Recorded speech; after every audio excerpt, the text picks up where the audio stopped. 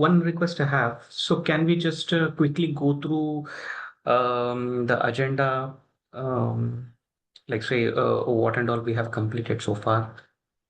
Um, Mhm.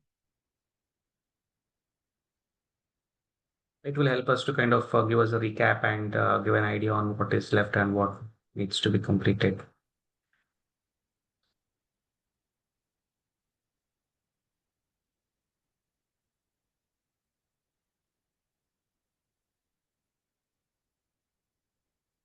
I think that's the one trading session.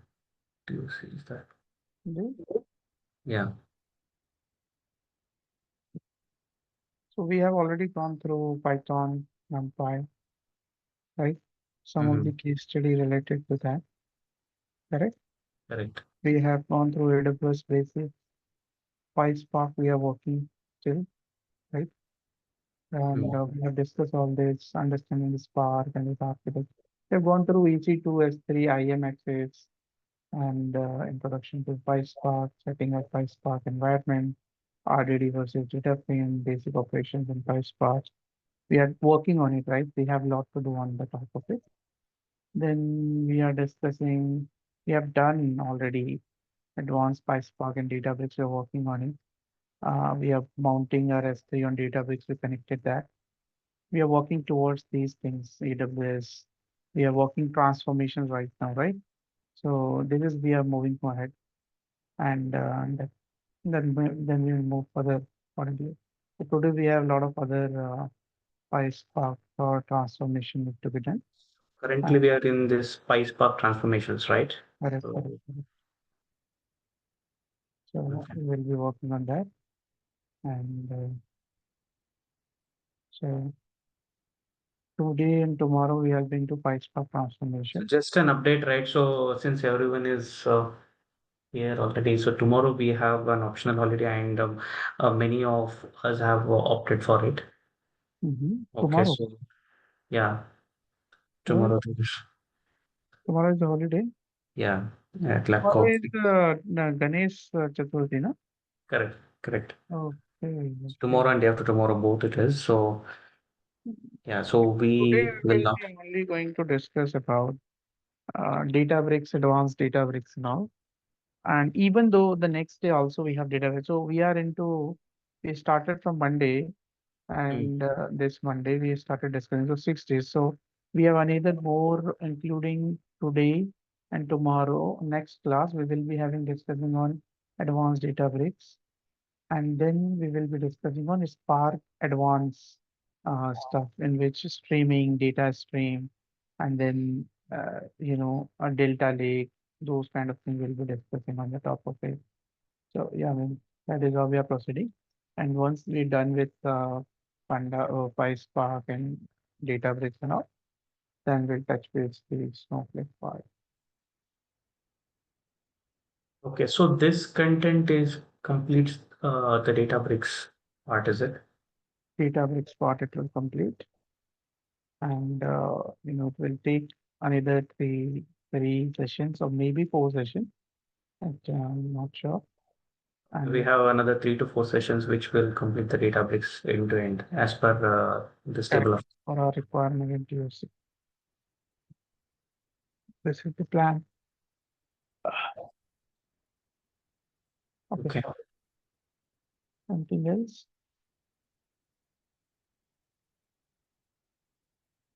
Anyone has questions? Okay, let me do the start the compute first. So this is the compute, right? And if you want to on your compute system, maybe it got like off after a certain time. So you can start this.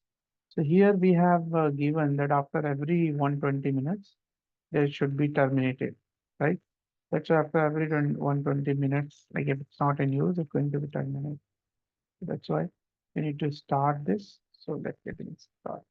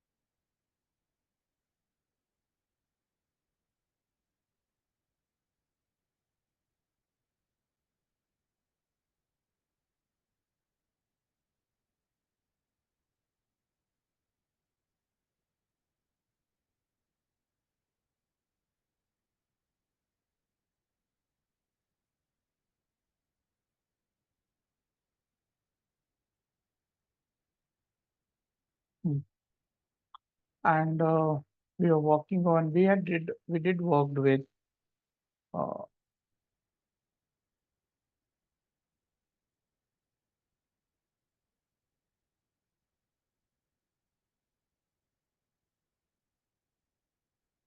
we did work with some basic queries of PySpark. Let me just quickly tell you a few more queries related to uh, date time and something that is required very frequently with your data and all. So for that, I'll show you something. Let me create a new one, new notebook.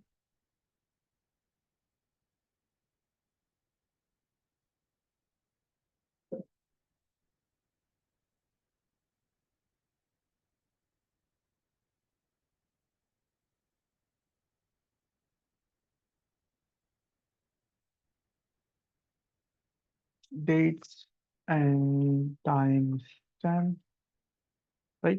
So as you know, like how to start this Spark session, we need to first connect. So it's getting created.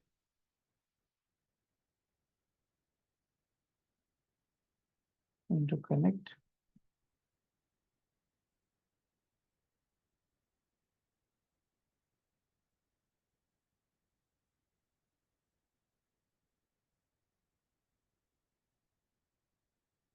It's starting. So meanwhile, let me write the query.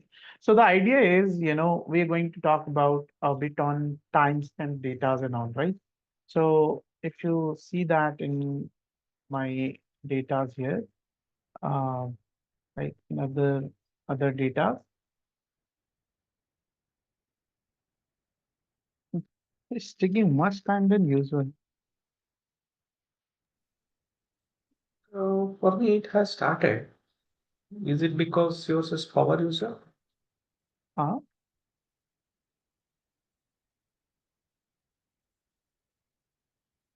no, I don't think so. Let me check. Yeah, it's starting now.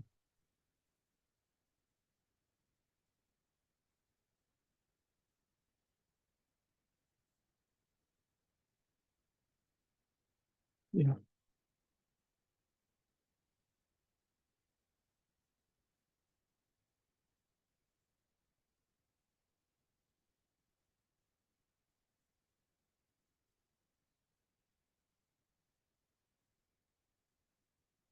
correct. Now moving further, as you know, you have to, like import spark.sql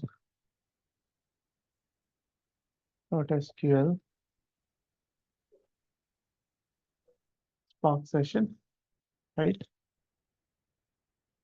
Spark builder app name. We are working on dates related work. So let me define this as a dates, right? Now we are going to read the data. Df equal to spark dot read, right? Dot csv. And this time, if I are in Apple stock data, because in Apple stock data, I would have some dates related information. Okay. Yes. And the header is equal to true, and we're going to infer schema equal to true.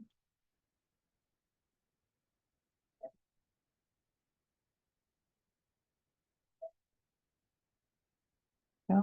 Okay, just a second. Dipesh, in case you're talking, you're on mute. Oh, how long you are not able to hear me?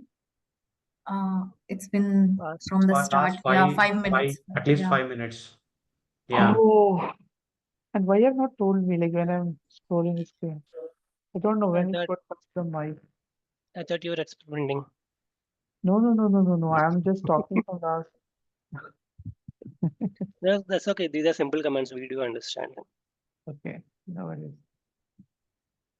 Okay, so here, so just I have imported the, date and, like trying to put the PySpark functions and printing all the, some basic date functions and all. Now I wanted to create a new column out of the year date. So let me just quickly create a with columns, and I created this. So you can see that I created data with column year out of this. So here is a new column has been created here. Okay, this has been created here. And once it's done, here you can actually, we got a new one. Now on the top of it, if I have to find out, I'm grouping by something. Let's say I'm creating a new data frame. So new data frame is df dot with column. Okay. This we have already created, well, so there's no need of to do it, but I've not updated that. And then I'm grouping by, so on year basis, it will give me something. So that's what I'm trying to show you. Group by uh, based on year. I'm finding, let's say, called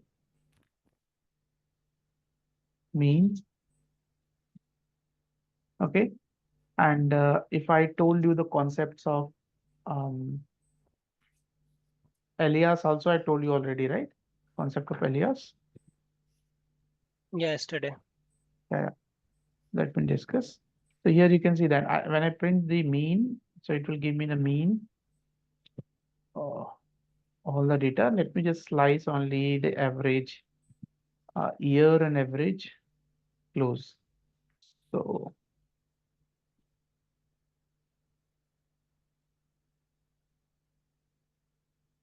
average.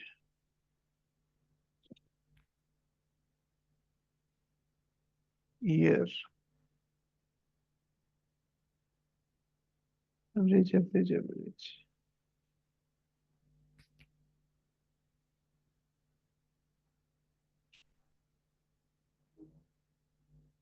Can we just use average close? We are grouping by year. That's it.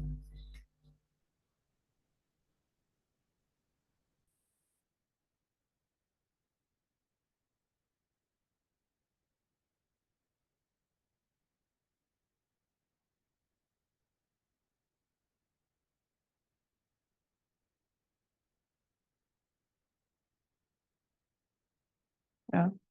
And if I wanted to access based on what is based on the years, if you can print that.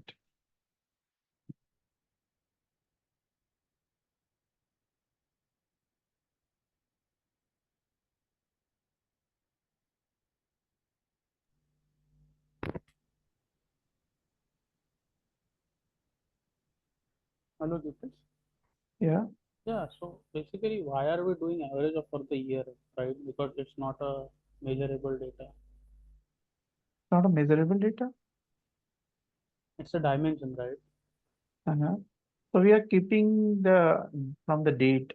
We are just accessing created new column. So basically, we just wanted to based on the average year, average of year, and like we have date column, right? Only out of this, I have created Yeah. a new So column. out of And that, we based on that, I'm just finding the mean. yeah. But my question is like, why are we using average year there? Like why do No. we just print just year there? Like year and then Ah, average. yeah, you can do that. See, I have just slicing it out of it. Are you Yeah, getting yeah, what that's correct. Like out of that new data frame, you are getting two columns, right? Mhm. But why average year? Like my question is because that's not a measurable data, right? That's not a fact. That's just a dimension. That's why I was saying. I'm just telling you the functions. There is no. Can we just use year instead of average year? My question is. Uh, Here, If you do where- group by, average year will give you the same Yeah, that's grouping number, right? right. Yeah. That's correct. But Correct. like every time, maybe it won't work. That's why I was saying. In some cases, if we need, like we just need year and then we need average or sum of something else, right? Uh-huh. So that's why. Can we just use year and then average close? Is it possible?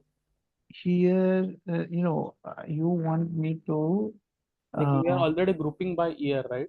yeah, yeah, Year is the based on year. Basically, we'll be showing the data.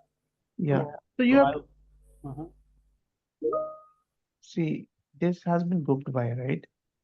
Now this has been grouped by. Now this has been grouped by based on, sorry.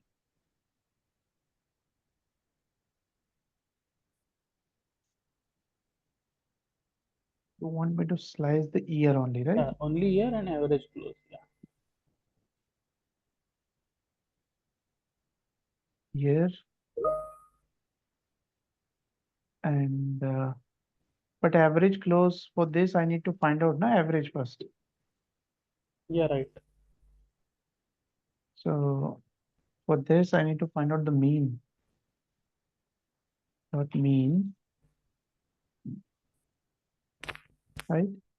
And then from that mean I can get first year, comma, average close. That's what you're saying? Yeah. Yeah. I mean, mean and average both are not equal. What? Mean and average. No, this is what is happening. It should be equal. They are equal. They are equal only, just it's naming it. So when you are finding the mean, the attributes changes the name. That's what I'm telling you. So basically, when you find out the mean, let me just show you how the data will look like first of all. Then we can slice it up. So this is how your data will look like. So you are getting year column, okay? You're getting average open, you're getting average high, average this one, average year also. So this actually finding the mean of all the value. And the one you are asking now, in which you can actually slice the element called year or either average year. That's both are same. But this, because it's finding the mean, that's what you were saying, right? Yeah. Basically, we'll get year and average of something which are Yeah, yeah, yeah.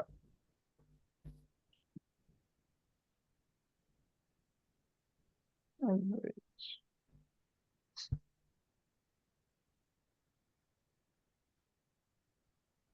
Average close.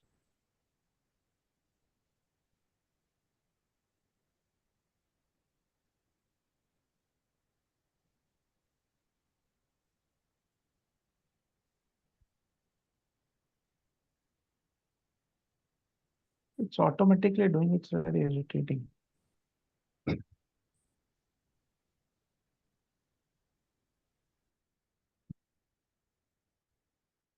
Oh, year, mean. Then I find out this average year, average close. Where I made mistake.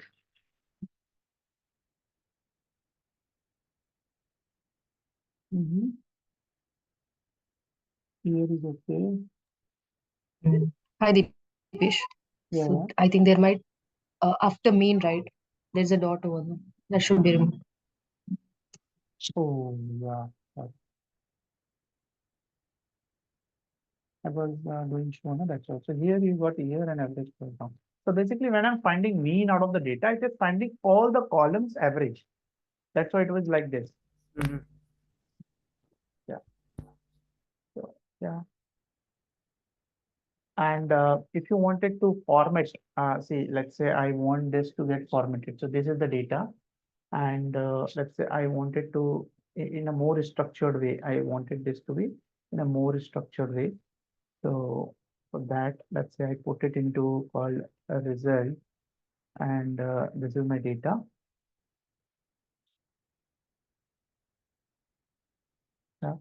This is your data, and you want this, first of all,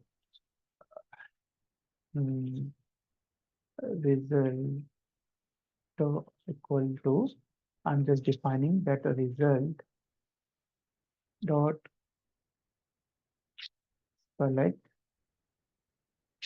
I can format this at this year column. Here need to be formatted. Here will let it remain same, and the average close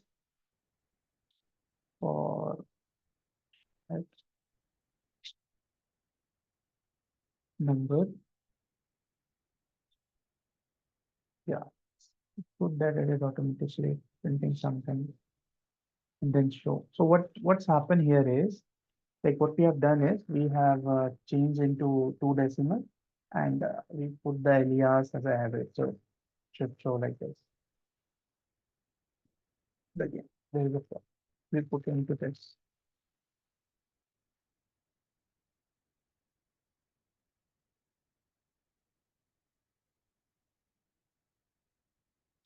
Here, result.select.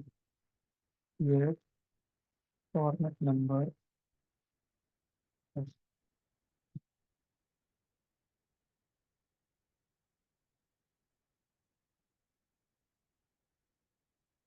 Save alias average. Yeah. So you can keep it in a little better way. Yeah, that is about the basics of this. So Now, Dipesh, is it possible to do the give the alias in the same command where we are calculating the mean? yeah, we can do that. Yeah, I mean, I think so. We can do that. First, it has to, we can do directly once it. But how would you get to know like which is the name it is showing us, right? While you're calculating. So for that reason, yeah, we can do that. Or either we create schemas for these things, right? Okay. Later on. Okay. So is there any other alternative like there are some AGG aggregate functions, right? Right.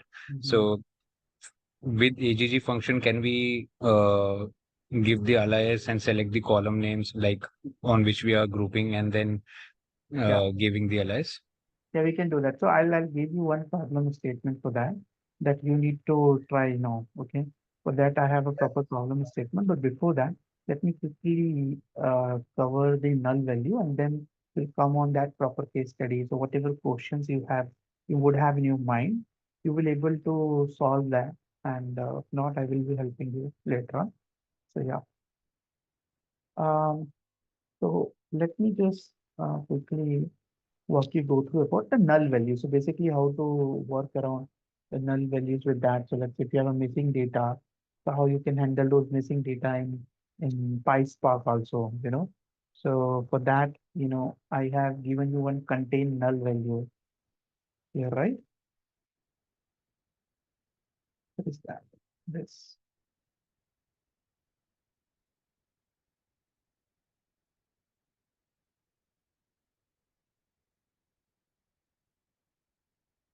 So we have, we're going to put, that's read dot csv. Null is not a keyword. Yeah, null is a, what is it? Null is not a keyword. I mean, we can use it as a variable. You can use it as a variable, I believe so. Even though if it is a table, I don't think so there should be a problem.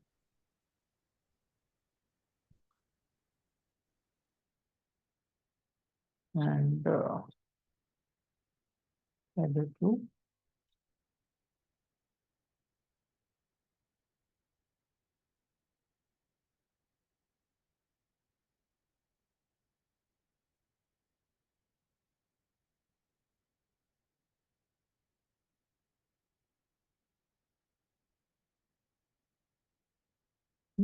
this is the data, right? Now moving further, let's say if I wanted to, there is a conditions, in null, basically you can drop the missing data. Okay. And like if you remember in pandas also we had this na.drop. I have given you some kind of a threshold stuff and all. So that you can actually applies here as well as similarly. So here, let's say if you wanted to drop any one of the null values column. So here, let's say wherever there is a null value, it will drop for you. So like I'll show you, we're not updating it. So let's say if I drop any dot drop and here just show you. So here is the you can see oh this is sorry my data is and null, right?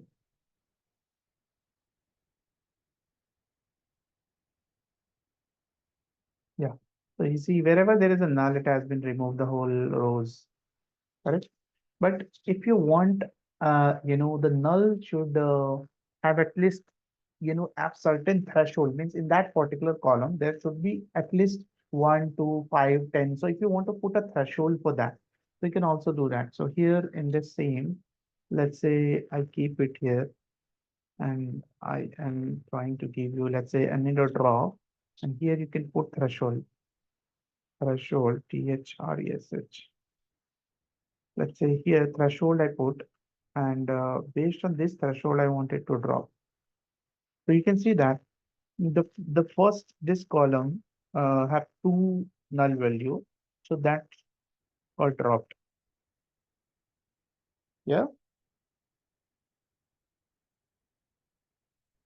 Yeah. Similarly, you can also drop based on some certain subset. Let's say we wanted to get a drop because of there should be null value in a sales. Let's say if you wanted to drop, so you can do that. So let's say df.na dot drop. Here the subset we are using is, let's say, called a column that's called sales, and then dot show.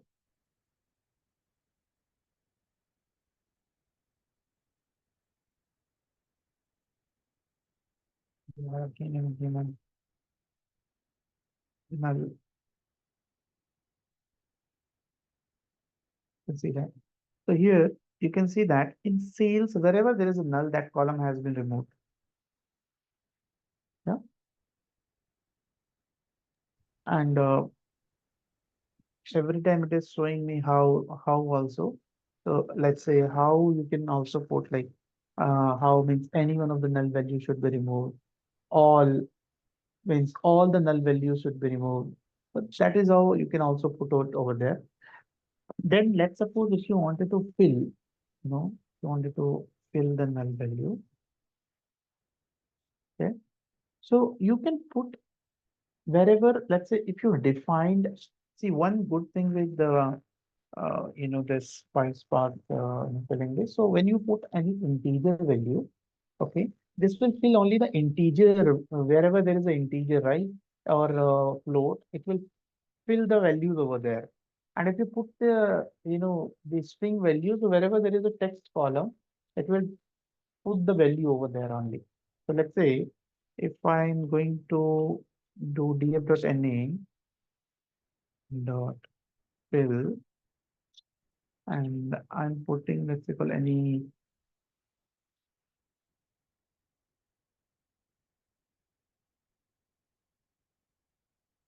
uh, new value dot show. So here you can see that wherever there is a integer text, so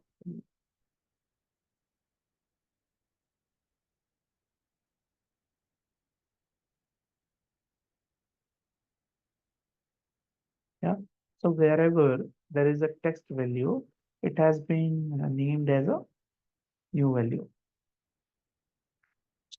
for the point. And the same, I gonna put Yeah. So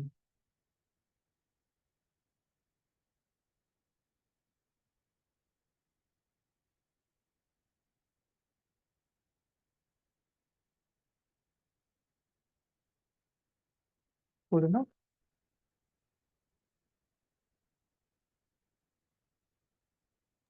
Maybe we need to remove a single quote there, right? Because it's considered as a string, I guess. What you say? Basically, I was just saying if we need to fill the null in the sales column, we just need to remove the single quotes maybe from the zero so that it will fill that, right? Oh yeah, sorry. Um,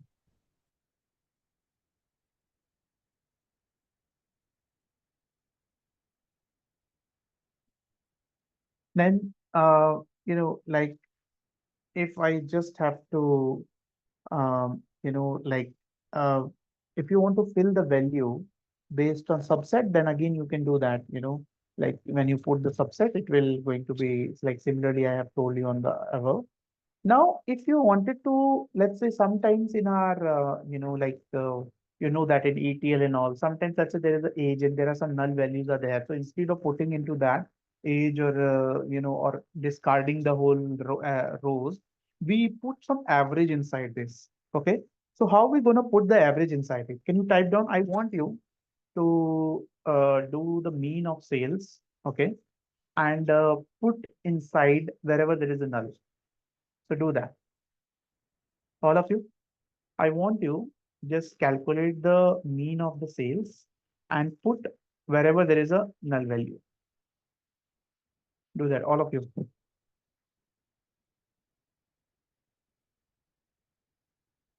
Okay, please do that. Let me come back in 1 minute. Did you understood my question, what I just said?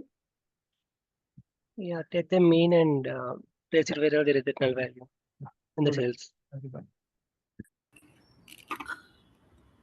Hi Dipesh, Arshia from Edforce. Arshia, audible? Pretty low.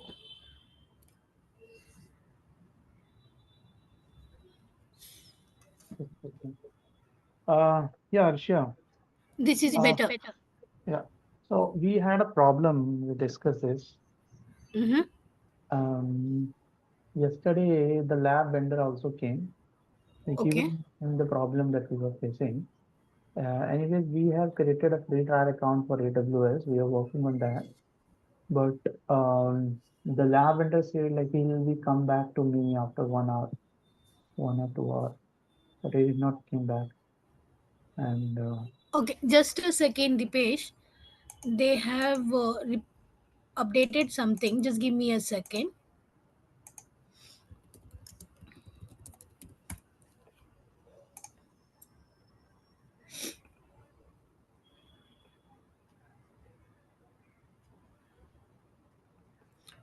Okay, they says that this AWS account which we have provided, that is a free access account, mhm.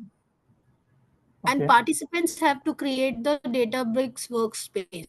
No. We are creating workspace, but it is getting failed due to some security reasons. So, we want Mhm. like why it is happening. We will try it, but in our personal account, like when the free trial account we created, we are able to create smoothly. Okay, That's but it's not getting created with in the lab which is we provided. yeah. From there, it is not getting created.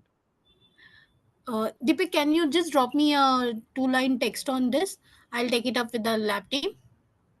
Well, I have already This should explained details. not happen, but I'll take it up with the lab team again for it.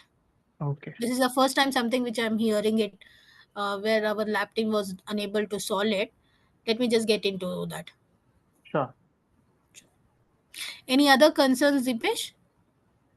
No, I don't think so. This is the only concern. Okay, thank you. Give me some time. I'll get back to you with the solution on it, why it is not happening. Okay. Okay, so you are done, right? Mayur has shared the code. Okay, this is the one way you can do.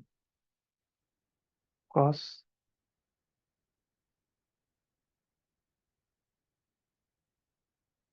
Oh, it's showing an error.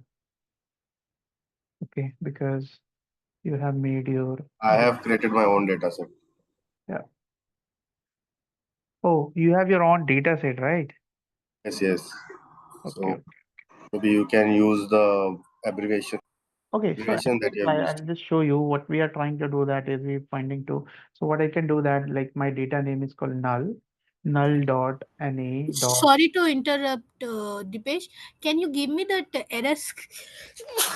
Sorry, error screenshot if you have the error we are Don't have any facing. error screenshot as of now. Anybody have the that screenshot? Yesterday you guys have taken up, right? Can you put in the chat box? I'll Like take it up from the chat box.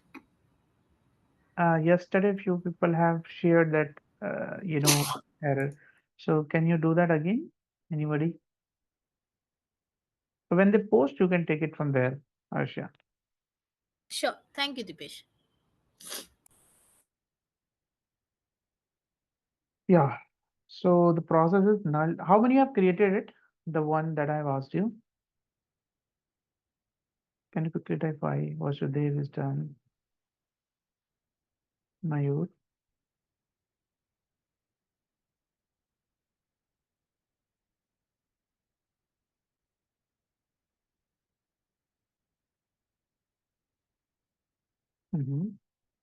Okay, let me tell you. So here, see, as I mentioned, null.na.fill, and then I'm going to select the data null dot select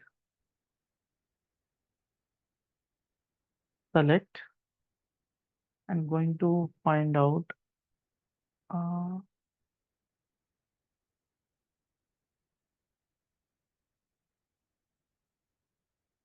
mean of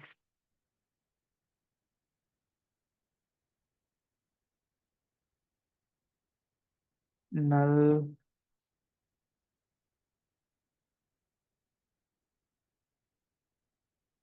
sale,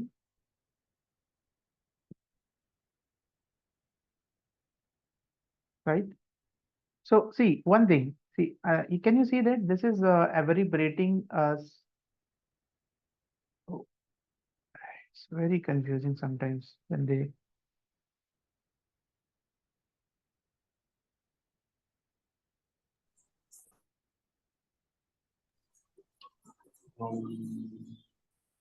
Sales. Okay.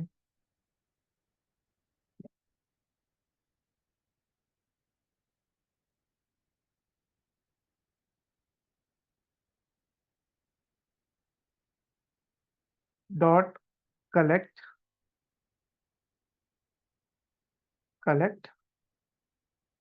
Yeah. And I'm going to print the first one, right? So null, is it this is 1, 2.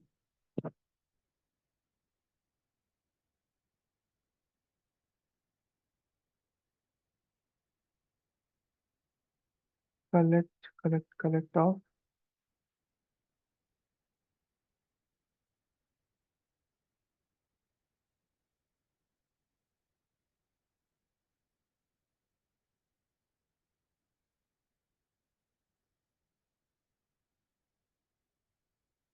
Let me also print the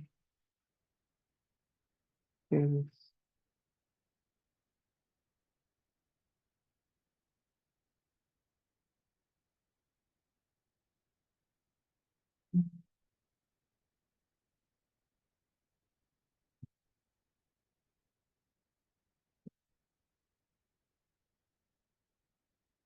And dot select finding main.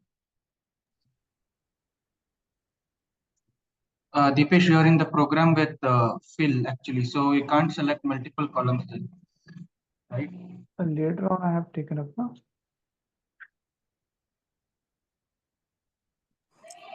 And Let me do this in a simpler way, because I'm getting this complicated.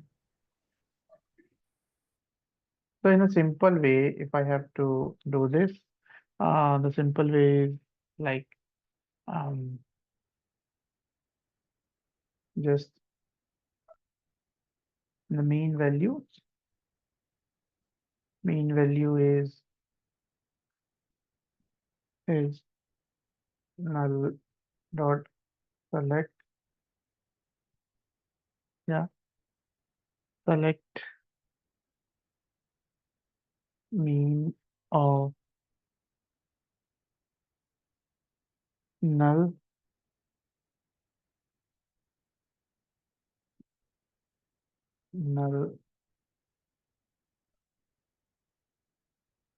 fail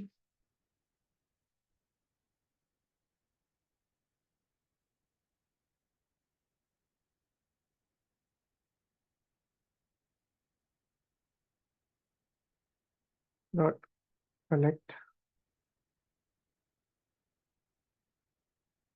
right? So this is what my mean value, right? Once I get the mean value, this is something I can show you. So here is my mean value.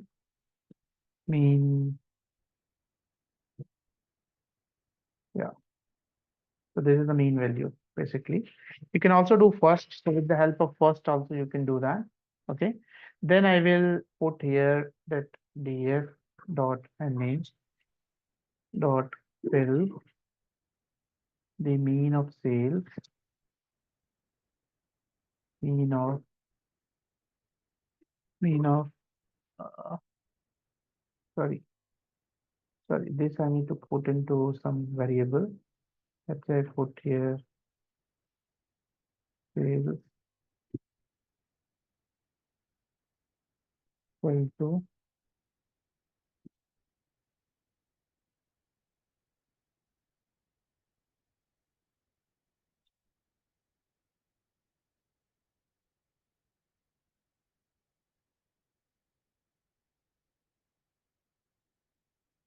dot show.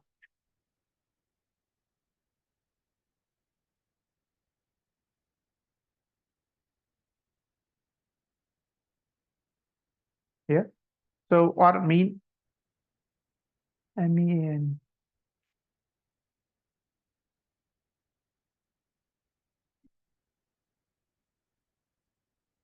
mean sales mean value df dot null dot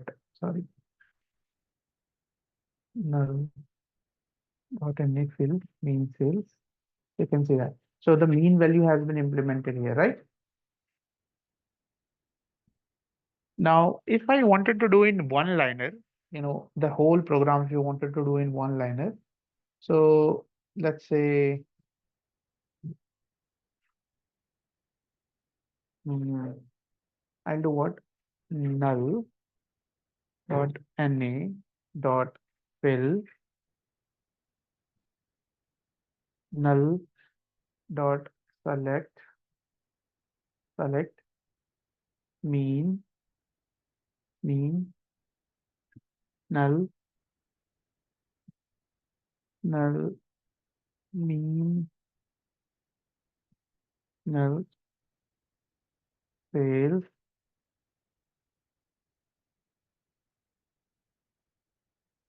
sales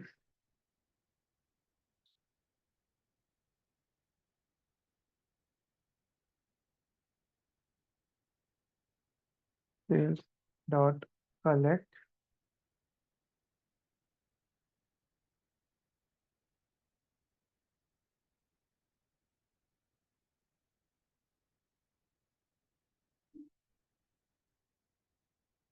zero.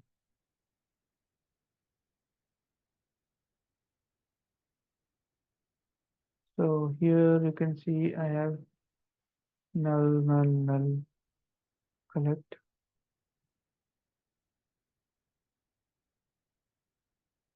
sales. Correct. Is it right? So you can see that. So here you can have a look. So both I have taken up. Got it?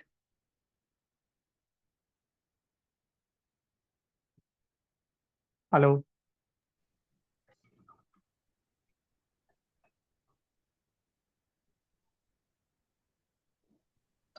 Deepesh, one question. We are not referring the data frame here. How it is selecting the data frame? How it's selecting the data frame? We are referring here null. This is our Oh. data frame name. My data frame Oh. name is null. Yeah, forgot it. I was thinking it's DF. Okay.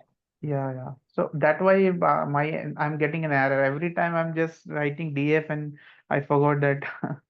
That's why 2-3 times it shows me error. So here is the Dipesh, one question. So here, right, when you do that null.na.fill, you are only filling one column. So if you want to fill multiple columns at a time, can we specify within that fill function directly and apply it?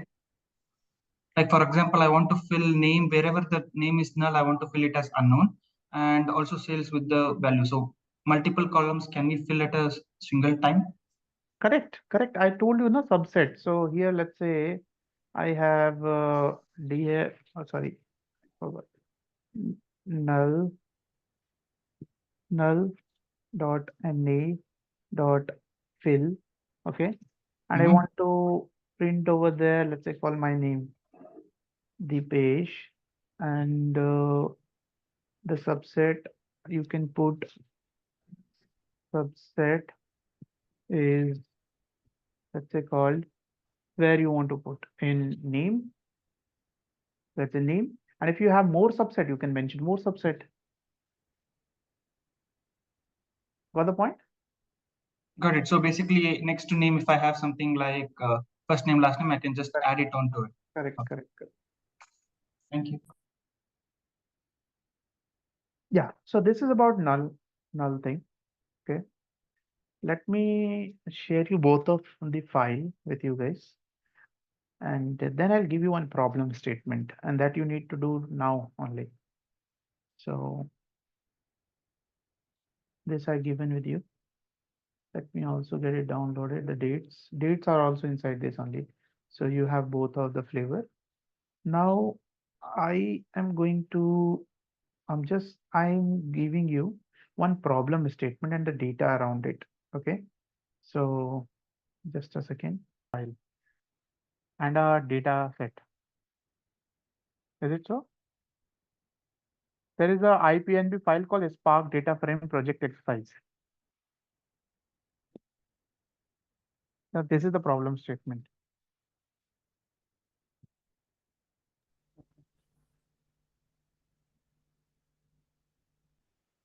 Is it visible to all of you?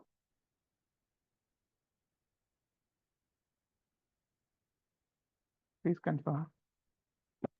Yes, Dipesh. Yeah, we can see it. Yes. So once you, for that problem statement, you just need to import your file. Like you can go here and import IPYNB. From here, you can import that IPYNB. So once you import here, this problem statement is here, and the data sets are already there. So what I have done here is I have given the problem statement and the answer. You just need to write a query. First, you need to connect the data already. You need to import, either you can upload here in S3 or either you can upload that data into anywhere. And the problems are here. Basically, I have given a Walmart data. So basically, in this data frame, what you need to do, this exercise will just ask a bunch of questions, unlike which will little, like, this is the basic project exercise in which you just need to upload the Walmart data, load the Walmart data, print all the columns available inside this. Then what is the schema? Just print the schema, print out the first 5 columns, and your output should be into this way. Make sure whatever the output has been mentioned, the output should be look like this. Then use describe function. Then there is a question that has been asked in this, given the problem, that how you need to, like, uh, print the summary and all. And that is how once you print that, your output of the describe should be like this. You can see I have put into the till 2 decimal only. Okay. So I have made these changes. You need to write it down here, create a new data frame. So all the question has been asked, and these are very easy questions what we have done. Okay. So you have time, just take your half an hour. Okay. And do this now. And this problem has to be done by everyone as of now. Got it? Okay. Yeah. Please continue. Data already been given. Is it visible? It is visible.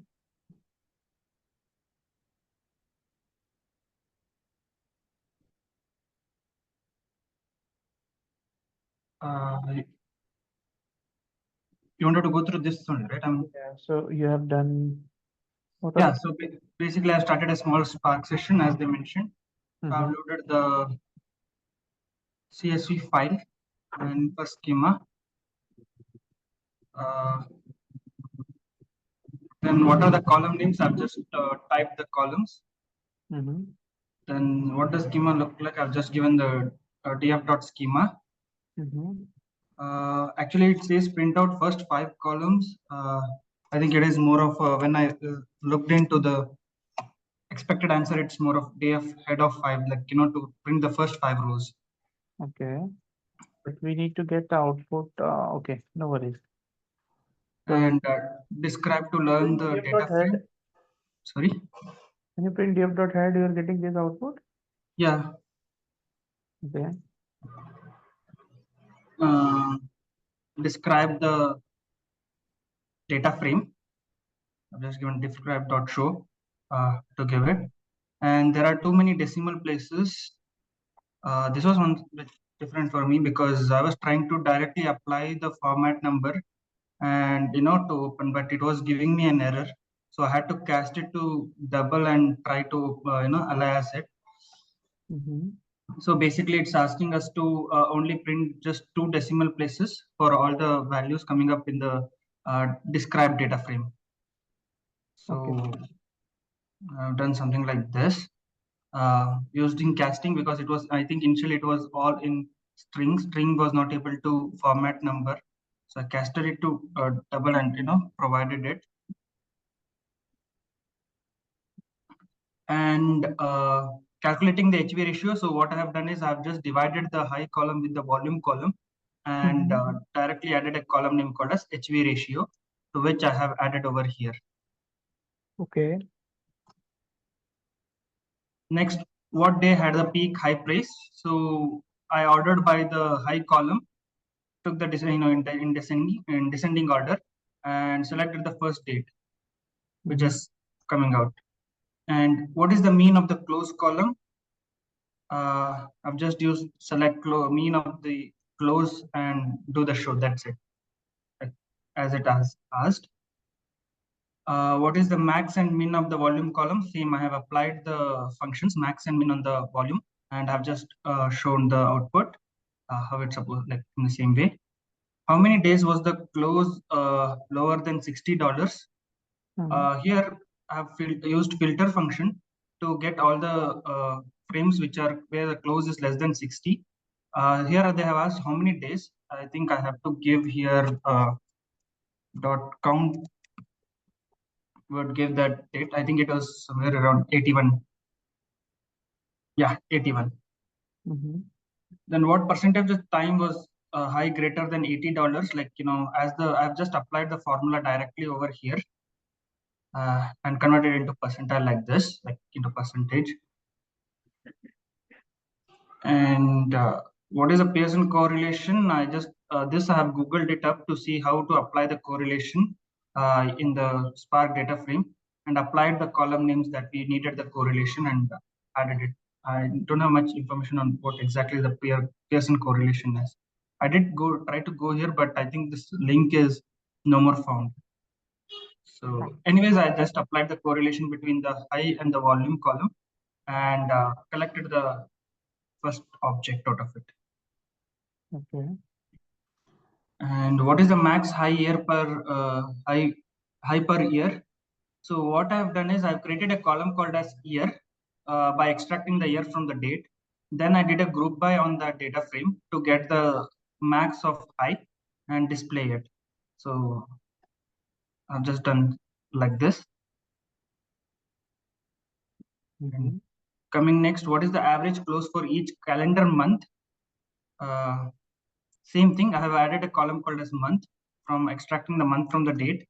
Then I did a group by based on the close and added it.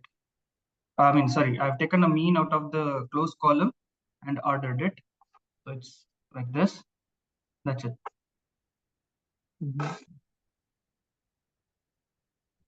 Okay, great. So yeah. So how many have done with this?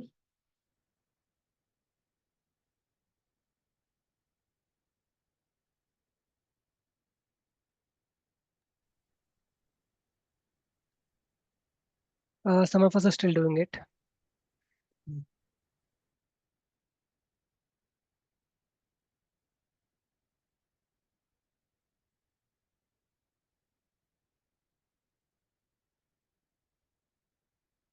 Let me help you with few functions. Maybe few functions have not been done. So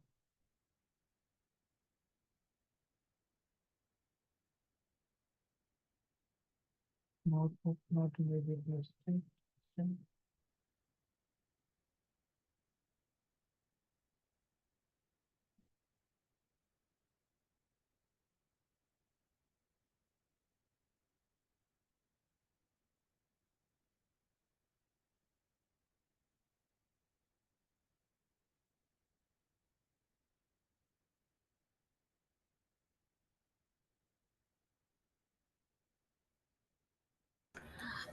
Hi Dipesh, Arshia here.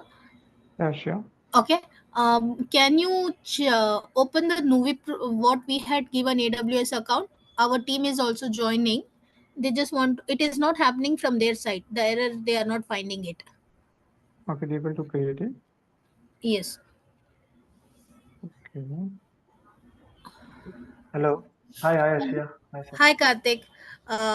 Dipesh, we have a senior person Karthik from the Pro team. You can show us the error what we are finding it.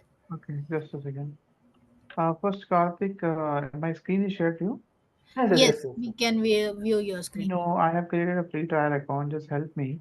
How can I delete all the, I can reset this because it's getting charged to me. This is your personal account? Yeah. I want to stop this, all the services that I'm using.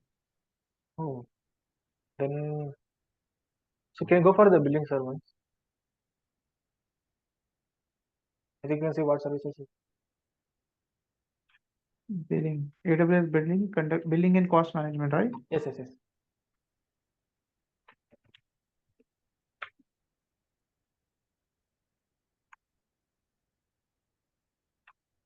Okay. It's saying you have exceeded 85% of your uses. Can you go for the bills? There is a bill option called bills is there. Can you go for option? There is a bills.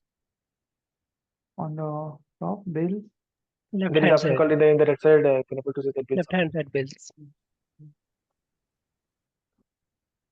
You created any database here? Yeah, I created database. That's why. I think you can in the cloud formation. You can delete the cloud formation. I think it will delete and EC2 instance some IP address will be. And you can see the what services the billing is happening and afterwards. Basically, it is majorly data transfer. It's getting charged a lot. This if you delete both things, it will be. I should delete this, right? If you delete now, the database also will delete now. That's not a problem. So, anyways, you are saying we will able to.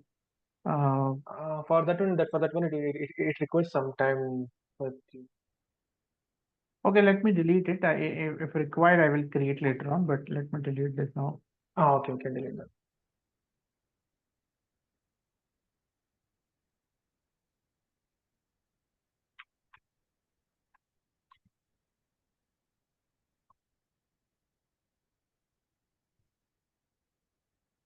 So since I deleted both the workspace here in cloud formation, now I will not get charged, right? It means if any services like you can go for the billing. I think once it is delete complete, you can go for the billing. Otherwise, you can see what are the services it is getting charged because sometimes for the IP address also it will be getting charging. So if you're using static IP, I think deletion has been initiated. It will take some time. So again, let me go to the billing. So you all can follow this because you all have created this, right? Whatever I'm doing. Yeah, now here where I have to go in services. Dipesh, one thing. So if we delete these stack and all, how will we do the labs so far? Whatever we have done. So that's what. See, whatever you have done, of course, you would have. Before we delete something, right? We want to make sure that we are not Download the breaking IP whatever. No, what I'm telling, if before we delete something, we want to make sure that so far whatever we have done as part of labs, that should not go wasted. So how will we be able to? I have all the IP1B file I have created. I downloaded that, right? I can reshare you. So See, that will take some time for us to set it up, right? So see, we are We are giving our time in the in our work So you do one time. thing, you don't delete anything. This is again going back and forth. It will not help us. I'm telling you Yeah, you upfront. don't delete anything as of now. After the session, you can do that once you downloaded it. So we are doing the same thing on Nivo Pro account. Means we are forming the cloud formation. That's what I think they came here. Let me tell you one thing. After the labs, we are not getting access to that. After this training. So when will we do that setup? After the lab? After this training, it is shut down. The services of AWS is shut down. Correct. When will we do? So tomorrow we do not have training. Saturday, Sunday is not given. Again, we have to wait till Monday. Yeah, so what, tell me, how should I help you in that case? Because lab This is is this is our concern. You should then in come that up with a case, solution. then in that case, you can use the service community edition. That is the only thing that is free for us now. Because AWS is going to be charged. So you can create for your any exercise or anything. You can do one thing. You can have your AWS community account also, and this account also. So anything that we are learning in terms of understanding the concept in detail, you can refer to the premium account. But when Going to see either we So want this labs to be set up first properly so that we could use, and we need some hours on daily basis. So that is actually I have already clearly communicated this to you before as well. yeah, I think No I one Vijay, has have the nothing from you. I Vijay, have sorry heard. to interrupt. Vijay, sorry to interrupt. We'll take one thing at a one phase. Right now, let's check what error the lab is facing. Because if they use the free accounts, also that will get charged to participants, Why which I don't don't we do want to this? happen. No, Vijay, why give. don't we do this off training hours? It is impacting our training schedule. Uh, Vijay, there is a cleanup policy for AWS account. Even if we do now, also the participants might have to do it again. Because after every 4 hours there is a cleanup which will erase whatever the data services which they have created. Yeah. So either if you do this practice on Nivo Pro account, whatever you might have created, it's going to be deleted. So every day you It's need to going create to one. be every day it will happen. So it's not going that if you create what one time it will stay till the end of the training. Yeah. but Arshia, that is not the right way, right? Every day we have to create the That's resources how from scratch, AWS right? that's how AWS, GCP and Azure account works, suit, right? So because if Yeah. you keep the services active, that will be on a high usage. Whereas it's And getting you we at the $10, it will charge you $100 if you keep the services active. But I have worked in AWS, right? There is a cloud formation stack. If it Mhm. is gonna delete the stack every day, can we have Mhm. some scripts of cloud formation so that we can run it every day, right? And we also need some extra time to practice whatever we are learning, right? Because it becomes really difficult for us to practice while Dipesh is teaching us, right? So we need some extra time to extra time do hands-on. extra time I'll come back to you soon, but let us find out why this error is coming in. Wait, I'm not telling that, but during the training, fine. How much time it's gonna take? Okay, I'm just we have just started it, Vijay. Just give us 10-15 minutes. Let's Karthik view why the error is coming in. We'll come back to that. Okay. So Dipesh, can you share the Nuvi Pro account and okay. where that error screen you are finding it? I'll look into that later on. First, let me sign in the Nivo Pro account. Yesterday also there was another guy called Sham. He joined the session and he asked the required details. So that was something we discussed yesterday that is going to be resolved. What happened to that? So for that Vijay, we are one, trying. When we tried from our side, the error is not showing. Hence, I have gotten a senior person from the lab team to check on it.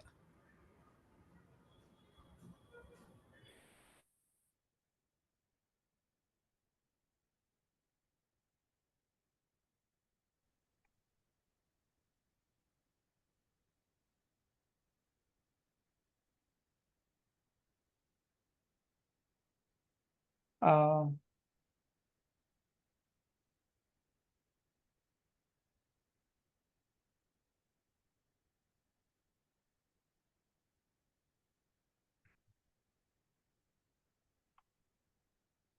So we need to set up a new cloud formation, right?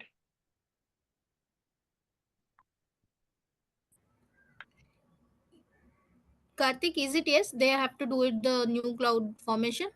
Yes, yes, yes. They have to before that they have to create some IAM roles and everything. Yeah. So Manoj, hello, hi Manoj. jumping to the console. So we need to create a Hello. new role for that again. Because in Databricks, when we create a cluster, when we create a workspace, there is a quick start way where it will automatically going to create by their own. So will that work? You can try once with that. If it is, you can Yeah. try with that also. once. Here you can see that when I create a workspace, there is an option called use quick start to create a workspace in just a few clicks. So when I do next, it is asking me to create a workspace name. So let's say I created new, okay, and here in which I can East take any US. one of them. US East one, US US East one. East only, right? So when I do start quick start, so it's going to be it's a Nevo Pro account right now. So it's forming. So there is the one error. URL query parameter.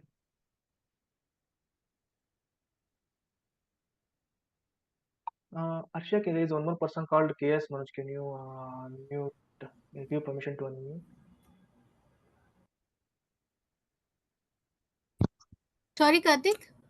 Yeah, Manoj, you can speak. Hello, am I audible? Yeah. Hello, am I audible? Yes, Yes, Manoj, Manoj, can. please go on. Yes, yes. So here, so we are doing the Databricks with AWS. So since the Databricks is something a third party to AWS, so there are certain manual steps which we need to do, like the deployment role creations and the storage roles that need to be set up before prior creating any clusters in the Databricks. But when we were doing on our free trial account, and I'm quick started able to create without my any my don't need to create any manually stuff. Okay, I think have you set up any roles prior you creating? No, nothing. Because it's when we do quick start, it automatically going to create by themselves. Okay, yes, yes, yeah, I understand. There is a cloud formation stack you are talking about, right? Yeah. Yeah, but for some reason, in some cases the cloud formation stack is throwing some errors. So there is we need to do the manual steps for that. Okay. Can you do one So thing? I'm giving you a permission, and can you please create, because this is my Databricks account, and yeah, this is yeah. this. So what's your name? Manoj. Manoj. Yes, yes, Manoj. Manoj, I'm giving you a permission to access my system. Hmm. And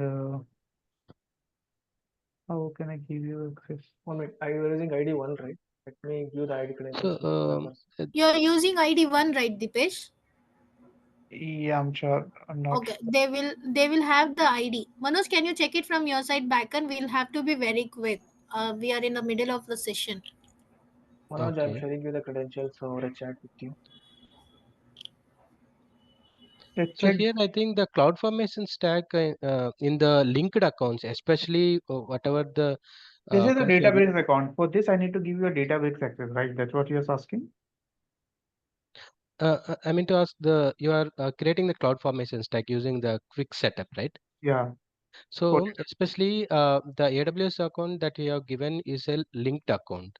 So in a linked account, the cloud formation stack is not creating. So the way there are certain manual steps which we need to do, especially like setting up the roles and the deployment roles and the storage roles. Then only we can able to create it. So the So reason behind is simple, like whenever Hmm. you create a free tier account, right, then you will be in a root. That means this is your separate account, individual root account. So when for the organizations, like whenever the organization will be provided, in that it is like from the organization linked accounts will be provided. So for in the linked accounts, we will be creating an IAM user. For that IAM user, we will be providing the full access for that. So for that reason, they have to follow some steps. If it is like a free tier account, it is like a complete you will be the root account. But for the Yes. organizations, root accounts will be not provided. For the organizations, we will create an organization and we will be maintaining a linked accounts. In the linked accounts, we will create an IAM Tell us user. the solution. Now we know the problem already. Yeah, solution is like manually we have to create some roles. So please tell us, Mm. can you share us the guide or something like that? So we'll follow and try to. Karthik, can you share me the credentials so that I will try to run the some backend script so that it will going to create the roles. Mm, uh, we will try to set it up manual creation now. In the chat, I shared you. Okay, okay, let me check. Arshi, I think for my account you have given me permission till 9, right? Yes. So can we do this maybe? Meanwhile, you have my credentials. You can try, and they will just look into that. What is the problem? And maybe after 1:30 we'll connect and then we'll We'll try. connect at 1:45, Dipesh. Yeah, because we With have the to. same joining details. Karthik and Manoj, please try this from the backend, and when we connect, we should have a solution for it. Yeah, we have a solution for that one. So that means manually it will take. That means manual question Okay. it will Even take if it time. is a manually, you should be ready by the steps what Dipesh Create and the a team has step, to be followed. create a steps meanwhile, and around 1:30 Yeah. when we'll connect. Please tell me how to do this. So when we'll back on Monday, we will have we can tell everyone how to do this. Okay, okay. Okay, so please do that accordingly.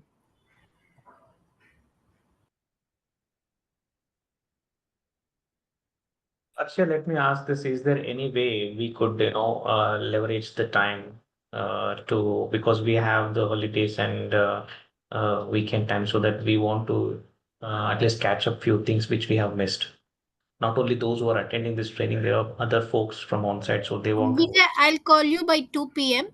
once this issue is there, and I'll grant the extra access to the participants. Yeah, if we are not able to use this AWS because of the billing or the cost Vijay, of the excess usage. Please don't use I'll the discuss with free you trial the that is getting solution. charged to participants as well. Vijay, I'll discuss the solution regarding this to you. Just No, okay. no. So I'll See, Deepesh, my intention is very clear that we should be able to do hands-on. Okay, that is something it's not consistently happening. One of the other issues we are facing, and we are losing that continuity. So, Vijay, Hope you what you can understand that. do, as I mentioned earlier also, one thing you need to understand, see, after the session or every day, whatever you will be doing on premium account going to be deleted anyhow. Because let's say, even if you'll try to do anything after maybe, let's say, even they increase the How time do till we, 9 what p.m. is there any way to address that when you say deleted? Is there any way, or it is like globally it is like that for everyone, No, anyone? because the kind of globally it will happen in why it will happen because this is for the training purpose, the passes has been created, right? So they cannot make it if they will make it on for 24 hour or let's say 20, 30 days, the cost for that will be very, very high, right? So for that reason, they kept, let's say for 4 hour or let's say they will put it 8 hours or maybe 9 hours, I'm not sure, but the all resources going to be deleted, right? So even if all resources going to be deleted for some time, what the solution for this is you kept all the data breaks what we are learning for your practice and all into community version because we are not using any high-end data. In community version, all your data will be residing. Whatever we are learning or in the class, whatever you are doing or we are learning or for that purpose, you can use premium account. Okay. So that way it will help you to upgrade and later on you can use it for all your practice and all in the community version. So that way it will help you. The community version, so we were having issues linking it to AWS, right? No, we can mount it. Why we were not able to mount because we in this data ingestion was not happening or the problem with community version that time again the Nevo Pro account of AWS is not working. But if they have a solution, for connecting the S3, then there is no problem. Connecting S3 to what? Which account? Neo Pro? You can Nevo Pro account. So that's what they are saying. How that can be used outside the training hours? That is my question. Yeah, but yeah, there is another problem. Even if you mount the data of S3, There will be a transfer of data, right? Because we are using the AWS services of the Neo Pros. so for that, you need to upload the data into DBFS file, a Databricks file system. So the data you can access 24/7 in that case. That is what I'm looking for, those kind of solutions. At least it will help us to keep our hands-on practice continuous. Yeah, I will just explain you how you can put your data in DBFS and how can you access the data. Do that at the end of this session. I want to make sure that hands-on exercises is continued. Yeah. So I'll just show Even you right now how there shouldn't be any dependency on these labs. So we correct. should be on our own. We should be able to practice on our own with whatever the assignments you give or whatever the practices notebooks you Yeah, share. you will able to do that. And that's what I just let you know as of now, right now. Okay, so can I continue the session, Arshia? You guys can drop and we will discuss after one, after the training session then. Sure, Dipesh. I'll be there online. I'll be there in the meeting also. We'll connect at 1:35. Okay, no worries. So guys, I'm just showing you as of now in community version how you Let's can now. continue with what you were doing. We will keep this at the end of the session. Yeah, I'm If just it's okay. telling that only. I'm just telling you that only. Okay. But on community version. So on community version, how you can upload a data, how you can access that data, and how you can solve the problem statement. That's what I'm telling you.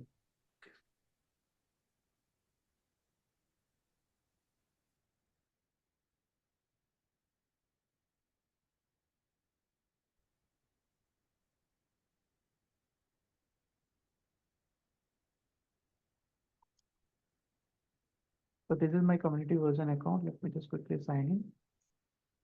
Hey, Karthik, just a minute. Wait. Yeah. So guys, see, I'm just importing a data set in my community version. So I have given you a data set called, what was the name of data set? Walmart, right? Walmart. Yeah. So in Walmart, where are you in new, right? So you will just going to upload the table here. You will upload the table here. Okay. So let's say I have a data here. Whatever data you have. Mm,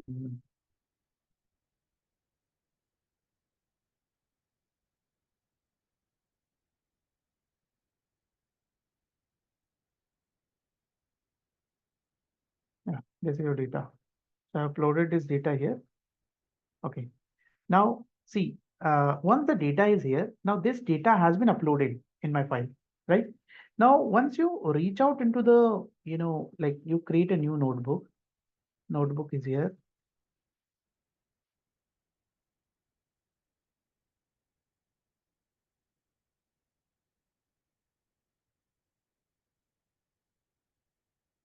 Yeah. See, there are one way I have already uploaded the data. Okay. The another way, I'm just telling you, I will mount that by doing f.ls, and then it will give me whatever the directories, whatever the data is there, it will show me over there. That data has already been now in DBFS. Okay. So that data right now available into DBFS, or another way is you can upload a data. Okay. Here,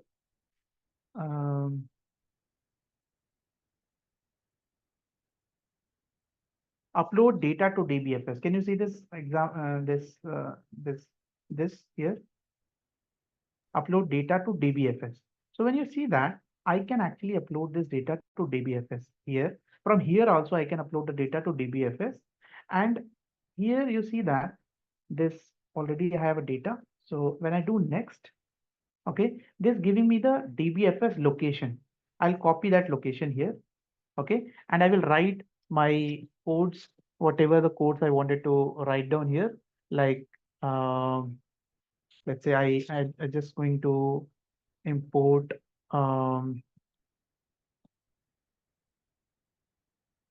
import. Okay, let me just create a works compute here first, because the compute is not initiated. This is my, so here import PySpark spark.sql, import Spark section, right? Spark equal to Spark person dot builder dot app name. Let me put Walmart and get or create. So yeah, just let us connect this. Quickly going to create it. So meanwhile, let me write a code. The below code. Meanwhile, it's at cell below. Once I'm done with that, I'm going to read this data. So df equal to spark dot read dot csv and this location that I have uploaded while I'm uploading this location. So that is available in TBFS file store, shared uploads, and this is my username. Okay, and this is the data. Can you see that? Hello. Yeah, Dipesh. Yeah. Yeah. So you guys can, it's not like that only you can access from S3. You can use the Databricks file system also. So Databricks have also their file system that is available inside your table. So when you go into the catalog here, so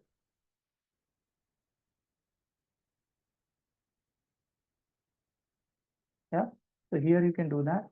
And once you read, you can read the data from here also. So you are not only dependent on the AWS now. Okay, you can easily do this from here itself. So you can make it true infer schema. Yeah.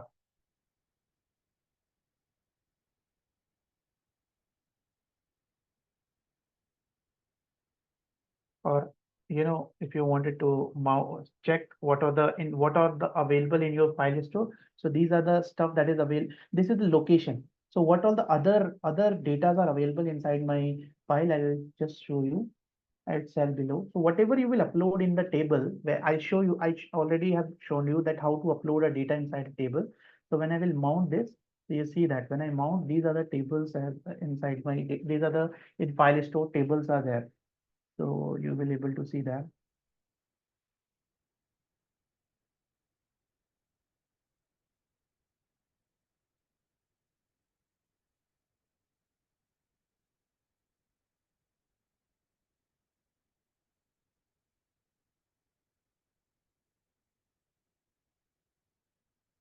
Can you see this?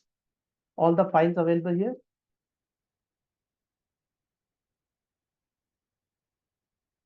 Vijay.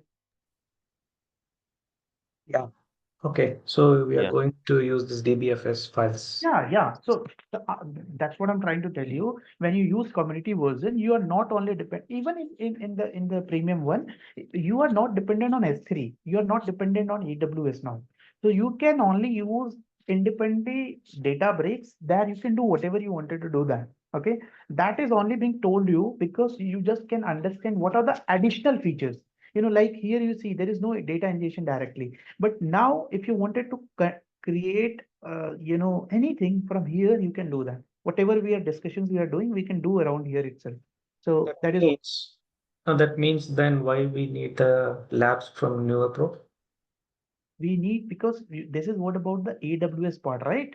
So AWS, we need to understand that when we are accessing the data breaks with AWS architecture, how does it work? Okay. So now that we know, correct? So Understood. Now we yeah, understood like how on AWS we set up the thing, how we mount on this. And count one is more three. thing, yeah, Yes. of course, there are some advanced features. So we wanted to explore that also. So we can discuss those things on premium account. So that's why we Advanced want features in data bricks bricks. using AWS Neo Pro that account. With AWS advanced feature, sorry, Databricks advanced feature that is available in premium account. And premium account we require AWS account. For AWS account, that's why we've taken the Nevo Pro. Okay, so this community version, you're going to link it with or the Databricks Premium. Okay, 14 days trial one. So where are you going to use that? No, The Databricks account we created, the trial account, which is the premium account for us. right? So that we are going to connect with AWS account of NeoPro. Is that right? No, please Is my let me understanding clear right? once again. Let me clear once again. Ah, Databricks have two options. One is the premium account, one is the correct. community version. Okay. Hmm. Premium account you can access within connecting with any cloud. Okay. Okay. Okay. Hmm. Now, either AWS or Azure. Okay. So Hmm. that's why, like I have taken this, initially when I told you I wanted to do this using Azure, just not because I wanted to show you Azure, because on Azure, there is life cycle is throughout on Azure itself. Everything is on Azure. Okay, you don't have to connect with anything. You don't have to do anything. You can mount, but you don't have to do access the premium from anywhere. But since we want on AWS, the premium account will connect it with any one of the cloud services like AWS. Now, if you are connecting AWS with free trial, they can charge us because there are some resources they are using for file transfer or something like that. So that's why we are using Nevo Pro account. So when we are using Nevo Pro account, we were facing a challenge to create a cloud formation. Okay. Okay. So Got it. that's why we left. But now they will solve the problem, let's suppose. So we will create the premium account using Nevo Pro account. But that is only restricted till 9 p.m. or let's say call 2 p.m. or 3 p.m. Again. So for that reason, for your practice that you want to keep for a longer time, means you want to put your data every single at a single place. You want after the session also, even if you get a time at 12 p.m., even if you get the time in morning 7 a.m. If you want to apply this, you can use Databricks community version where your data, everything will be with you only. You are not dependent on anyone. You're telling that assignments, whatever you give, can be done Yeah, on you this can community do it on version, your community version. provided that file can be mounted here on the DBFS file system and can be done. Correct. Okay. So, does anyone has questions, guys? So, since we're discussing on this here, so please feel free to ask if there is any questions on home. So yeah, I have one question. So I mean, what is the dependency if let's say if we are able to take care of the community edition with the DBFS, right? So what is the dependency we have with AWS, the NeoPro account? So is there any feature that we are trying to leverage on AWS except S3? No, we are not leveraging anything about AWS a lot, except S3. So then we can continue with the community edition, right? Why you want to juggle But around? but in community edition, when I will discuss you the delta table, okay, or data lake basically of this. So few things that I wanted to discuss on that. For that reason, we will keep that. Understood? Okay, fine. Yeah. Yeah. So that is for a learning purpose to understand the concept. But you can work on Databricks community edition. Is it clear now? Can we proceed further?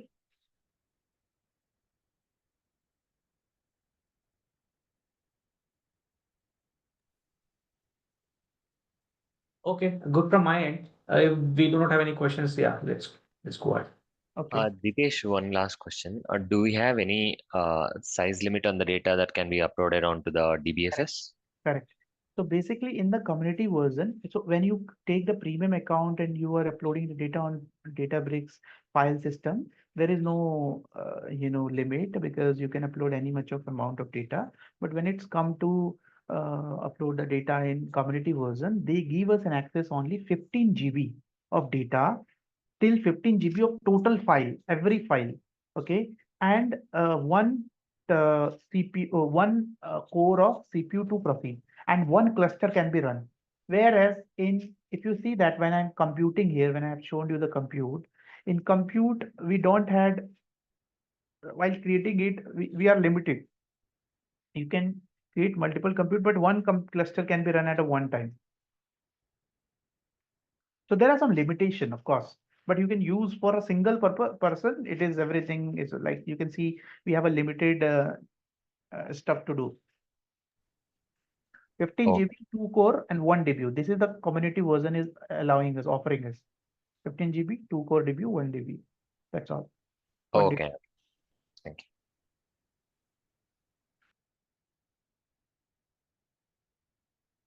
Yeah.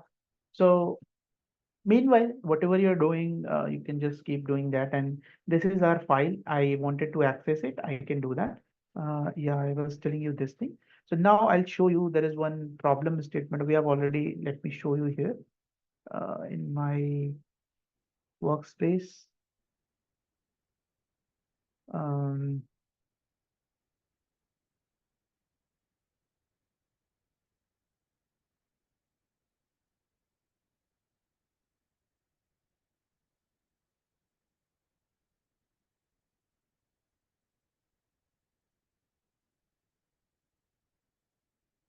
yeah, so this is the problem that I have given you. And here is the solution as well as. Just have a look. This is the problem that we have discussed, right? Yeah. So I told you to first import and start the Spark session. So this is the Spark session is here that I've initiated, right? And once we are done with that, we imported from PySpark.sql import Spark session, Spark session.builder.appname walmart.get or create. Okay. Let me just quickly connect this with my cluster. Yeah.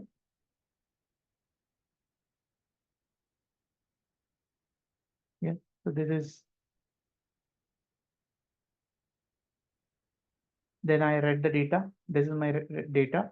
That's from DBFS file store shared upload Mishra base and Walmart stock 3.csv. So this is my data. You can see that. Correct.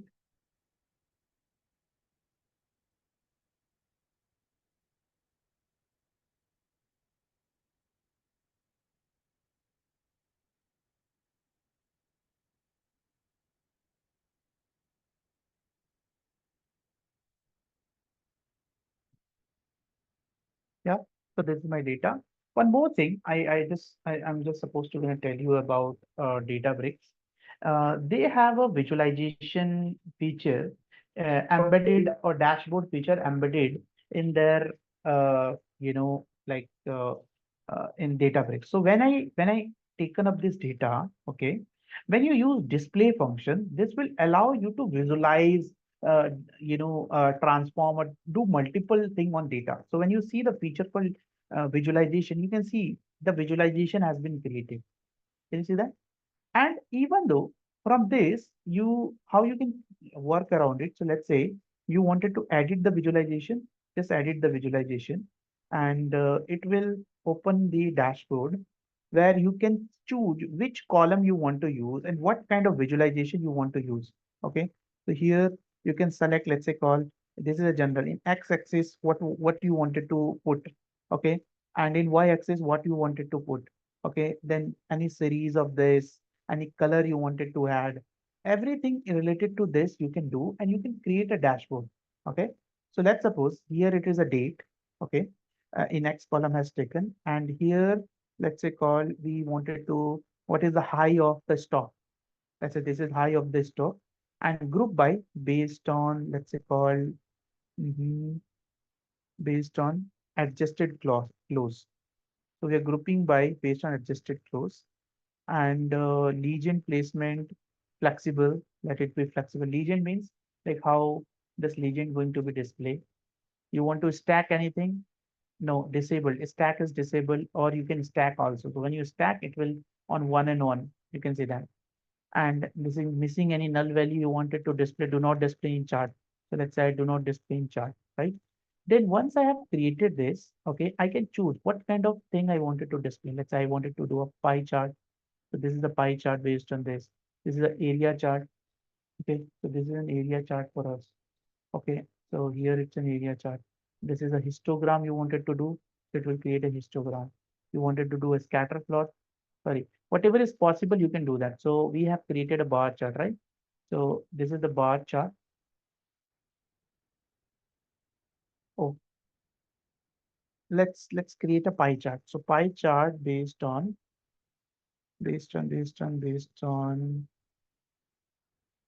Mm,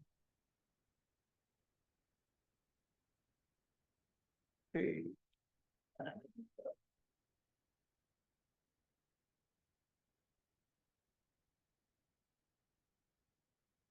No, for pie chart, we required some kind of a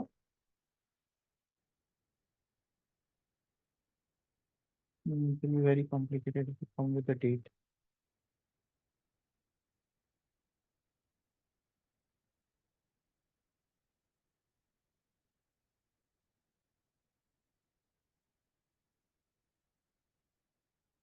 Okay, now let me save it. So once you save it, okay, if you wish, you can actually use it for a dashboard. So here you can see that I can use it to add notebook to dashboard. So dashboard is what you can create your dashboard. Let's say I'm creating a new dashboard. So here you can see that I have added this to a dashboard. So once I have added, I can open this dashboard. Like Power BI dashboard, you might have used that. Similarly, you can create a dashboard out of the notebook. So here it has came with some data. Like I already added this in the new data frame, and this is the visualization that we have created. Can you see that? My screen is visible, right? Yes, Dev. Yeah. Yeah. So, say this Databricks will allow you to, visualize the data, create a dashboard feature. So you can, you can name it, let's say call, it's a Apple stock, which sorry, Walmart stock. So this is, like kind of a dashboard. You can present the dashboard to anyone. Here, this is how the dashboard will be presented. Yeah. And in advanced feature, you can link it up. So many things you can do that. So here it is a live dashboarding. It is showing to anyone on your data. You can display anyone. So this is one thing. Okay. Moving further, the next question that we have discussed here around it is printing the columns, printing the schema, printing the schema. Then, once the schema has been printed, then, print out first 5 columns. Okay. We printed first 5 columns and we printed into this form. Okay, you can see that I have printed in the row of line. Then I use describe to learn about the data frame. This is how we have described, right? The next question that we have asked is, this is a string that we have printed, describe a schema. Everything is into string. Everything is into string. So I have converted this into like casted into float. So here we can import format number, we can cast this into float, and since volume is into integer, to keep this into so volume is not into decimal, so I keep it into integer. Okay, is this clear to everyone?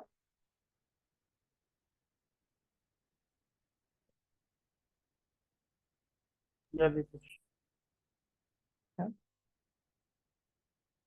Okay, so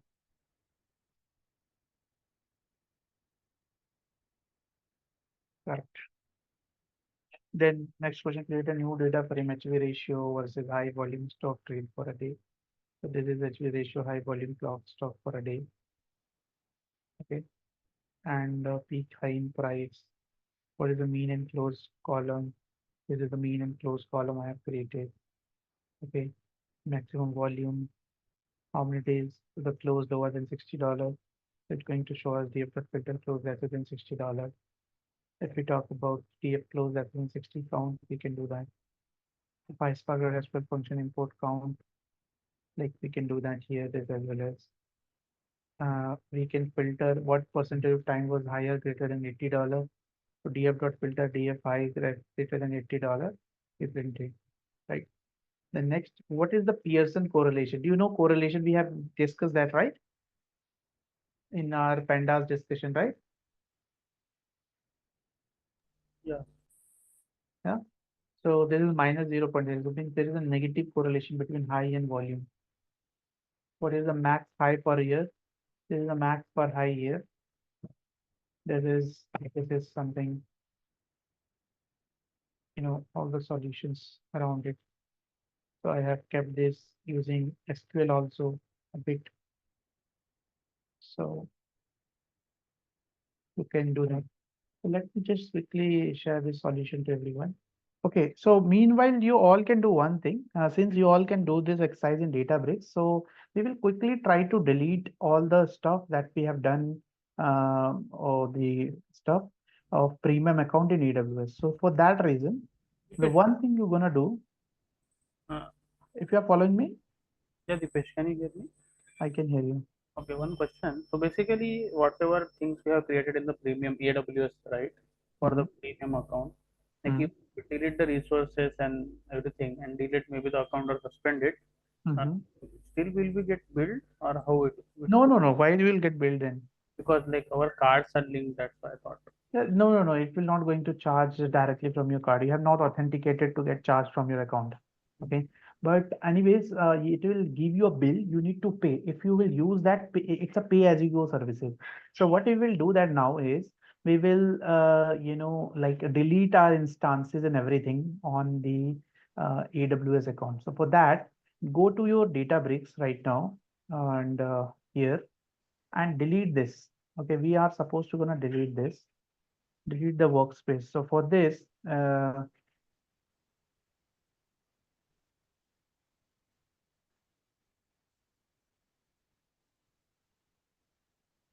okay, but for this, we need to first delete your, what we say, AWS cloud formation. So we'll do one thing. We'll go into the cloud formation. And since in cloud formation, this Databricks workspace deployed investment queue and counting here during the process, which it's not deleted, huh? Initiated. Yeah, so all the stack has been deleted now, correct? Now, since the stack has been deleted, this cloud formation stack has been deleted.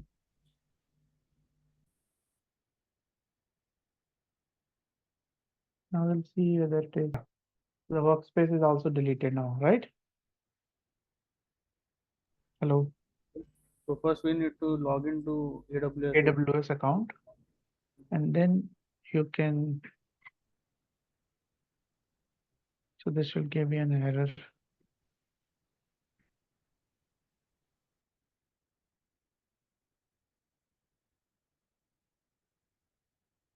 So now we will do one thing once it's done. So when the Nevo Pro account will work, we will create the workspace to the Nevo Pro account from this. Got it? So then you should not get charged. And also just go into billing once again. And make sure you also delete your S3 account also here.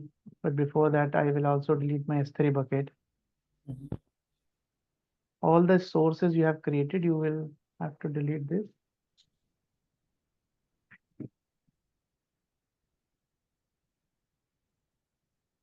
This is a Databricks bucket. I will just delete this. Okay, one role is whenever you wanted to delete, so you need to, delete the bucket files first of all. Permanently delete. Permanently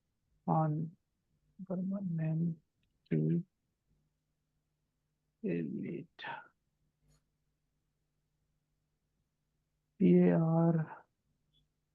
PARMANENTLY delete objects.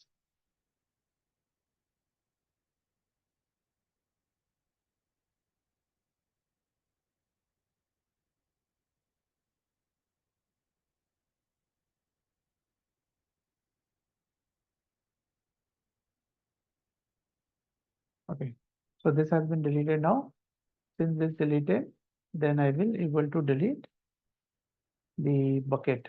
So here is my bucket. I deleted. Oh, here is my bucket. Let me copy the bucket name.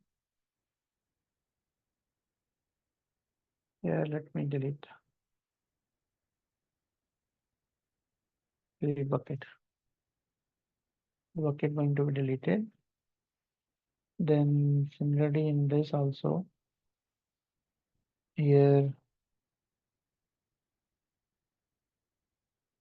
and then delete.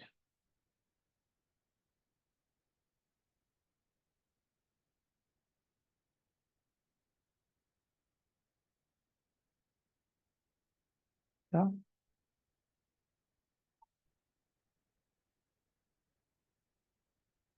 Get deleted.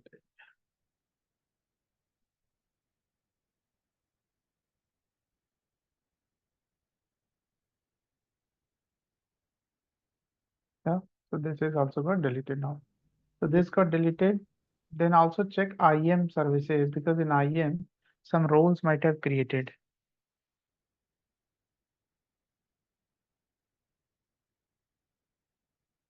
Roles here. This is our trust advisor and all. So I believe so almost all the MFA root user access. And just check to the billing afterwards. Yeah, I think you will not get charged now. This is something it's estimating, but there is no point of. Okay, I believe everything is now deleted. You will not get charged for anything. And then you can log into your this account, this Databricks. Dipesh, can you please check is there any EC2 instance running or any elastic IP is there? Yeah, I think so. Just go to EC2 dashboard, so you can see there.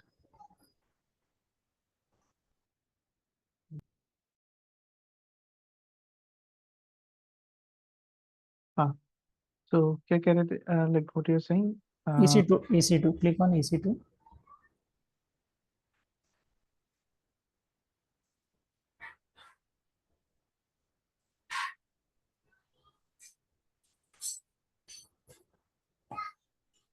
I have checked that time EC2's instances are not there.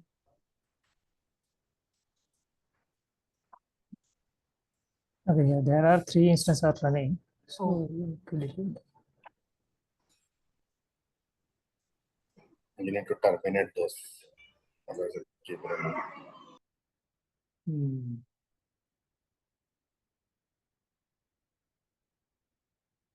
Instance state. There you can go and terminate. Sir, You need to stop first. State, yeah. Terminate, delete.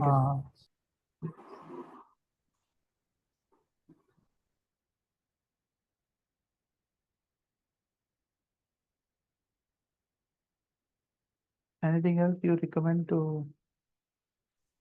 I need to release elastic IP. Just again go to EC2 dashboard.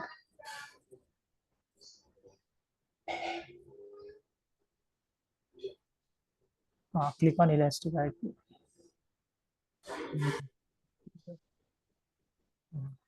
So select that and release it.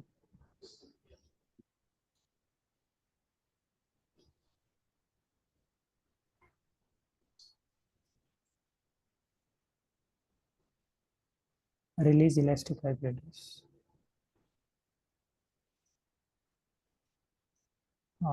Need to go to first go to the NAT gateway. Search NAT gateway.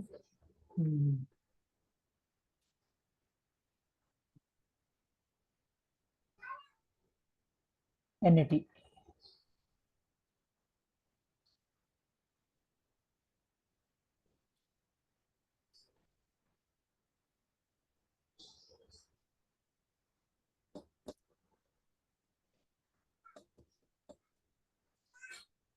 Select that and try to release it. Delete.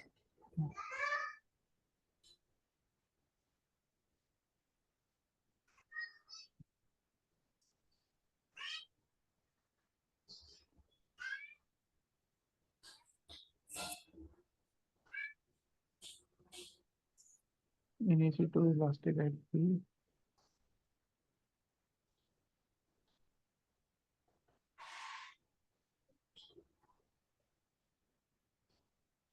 Selection. Is Elastic resource net gateway sit in some into this? It is because the net gateway is not deleted yet. Try to delete subnet security group and then try to delete it. So now I think IP is also got released. So that's all right.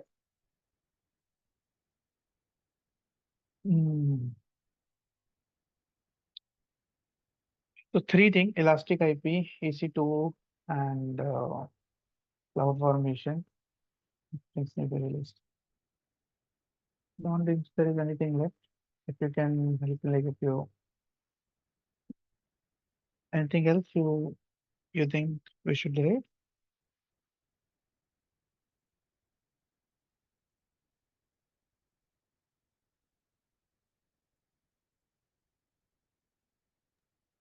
Maybe you can check in the billing plan if anything, showing for the forecast.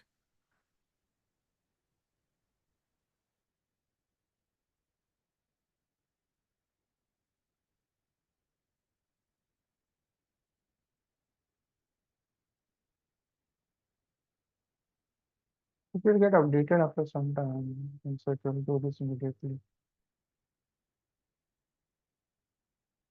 Elastic Cloud Compute was only US $11. That's why I've already deleted. I don't think so. Cloud Net Gateway, that's got deleted. Running, so this also get deleted. So I don't think so. There is nothing else required. Yeah. This is the main thing that's charging us. EC2. Formation is not charging. CloudWatch. CloudWatch. Data transfer. CloudWatch was also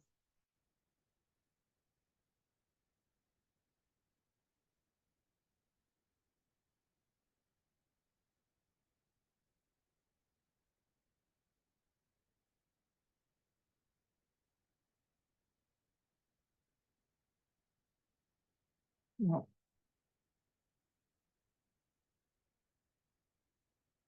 Nothing. I don't think so. There is nothing. There is anything that you need to. So now you can do this on your community version of cloud and you can run this up.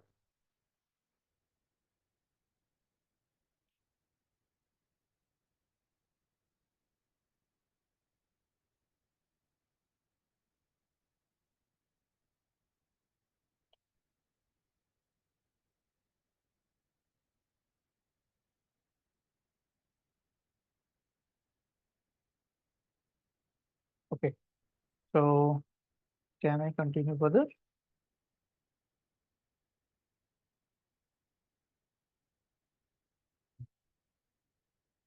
Okay. Yeah, I think we're good, right? So this is one kind of a basic analysis of data we have explored, right? What is next? What all the things in Spark that we can discuss further? Of course, this is we have done. We have again some advanced functionality of Spark that is called the Spark Emlib. Okay, we have Spark streaming. Okay, these are certain APIs of Spark that can be discussed. Okay, so like when we talk about the Emlib feature, this is going to allow us to do a advanced a machine learning thing on high amount of throughput of data. You can do that. So that is the feature that's called the Spark Emlib can help us.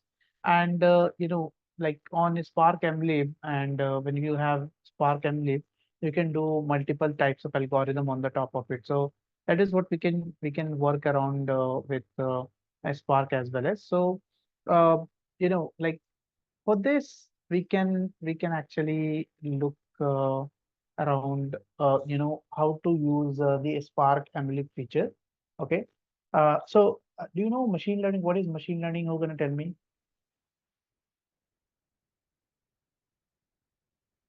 If anyone have an idea, what do you mean? Machine learning is a way to train the machines via data, right? To make machines learn by passing the data, and that data is being processed through some algorithms, so Okay. that machine learns through that data being processed by the algorithms. Okay. So basically, we have these models like algorithms, what Rajat mentioned, right? So we create the models and use those models to train the machine, learn from that data which is being ingested, and the model is used to process that and provide the output. Yeah. Correct. So we can say that, we can say machine learning is nothing but it's a core transformative way by which we can rethinking everything over data. We can from that taking some kind of some kind of, you can say, based on some kind of reference of some data, we can train the machine, right? So learning to the machine, learning is nothing but gaining some experience or gaining understanding something while doing a task, and we upgrade ourselves, we increase our performance, is called learning. And when we apply learning mechanism to machine, it's called machine learning. Okay, so when machine learns with some sample or reference data, or sometimes by their own way, is this is what's called machine learning. Machine learning are basically three types, right? Let me just quickly type here. Uh,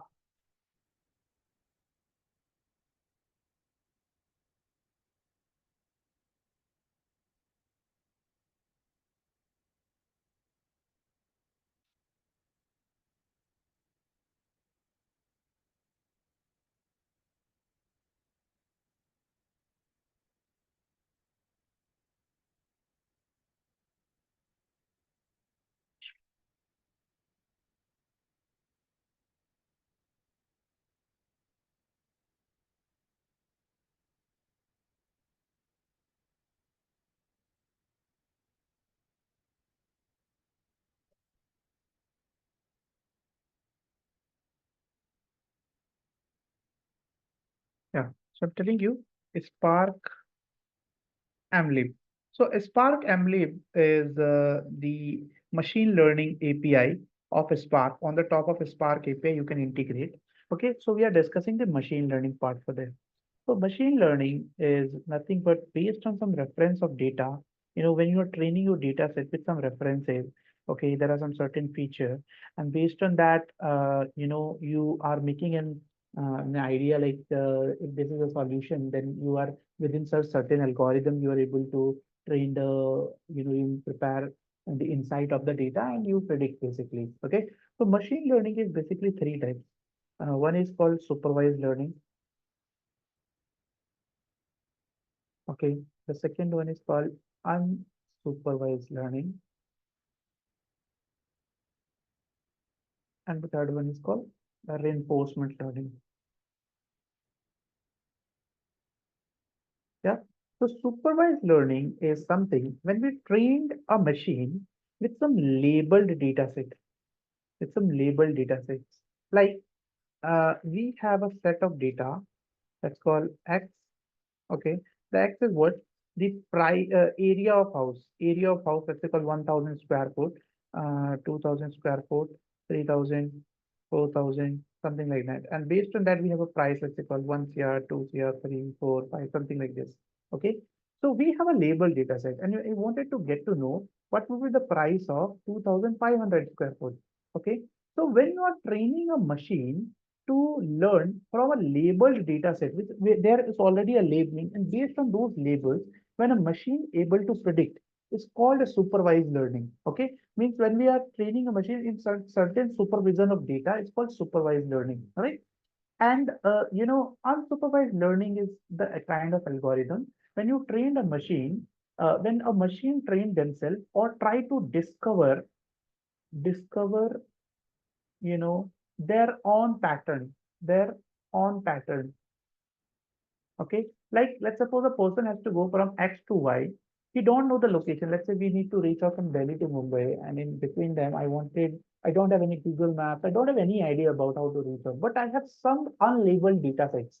What this unlabeled data set is, I know in between Delhi to Mumbai, there are few locations came, like there is a Madhya Pradesh came, there is, Guwahati, whatever, few locations, that in between, you have Nagpur, or so many other stuff is that. So based on this, you try to figure out your own pattern out of it. You figure out, like, I can go this way, I will cluster the data, and I will try to cluster the information, I will cluster the data, and I will make my own pattern. Okay. So when this kind of learning happen between the data is called unsupervised learning, right? Whereas reinforcement learning is what? It's called feedback based learning. Feedback based learning, right? So in the feedback based learning, what happened, let's say you are playing a chess game, right, with a computer. So in certain condition, you won, so you won. So computer will understand based on this situation, like a person won, so I should get upgraded this move or this stuff. This is called feedback based learning, in which it takes feedback and it's get updated, right? So that is what the three types of learning mechanism. Whereas the one we are going to talk is called supervised learning.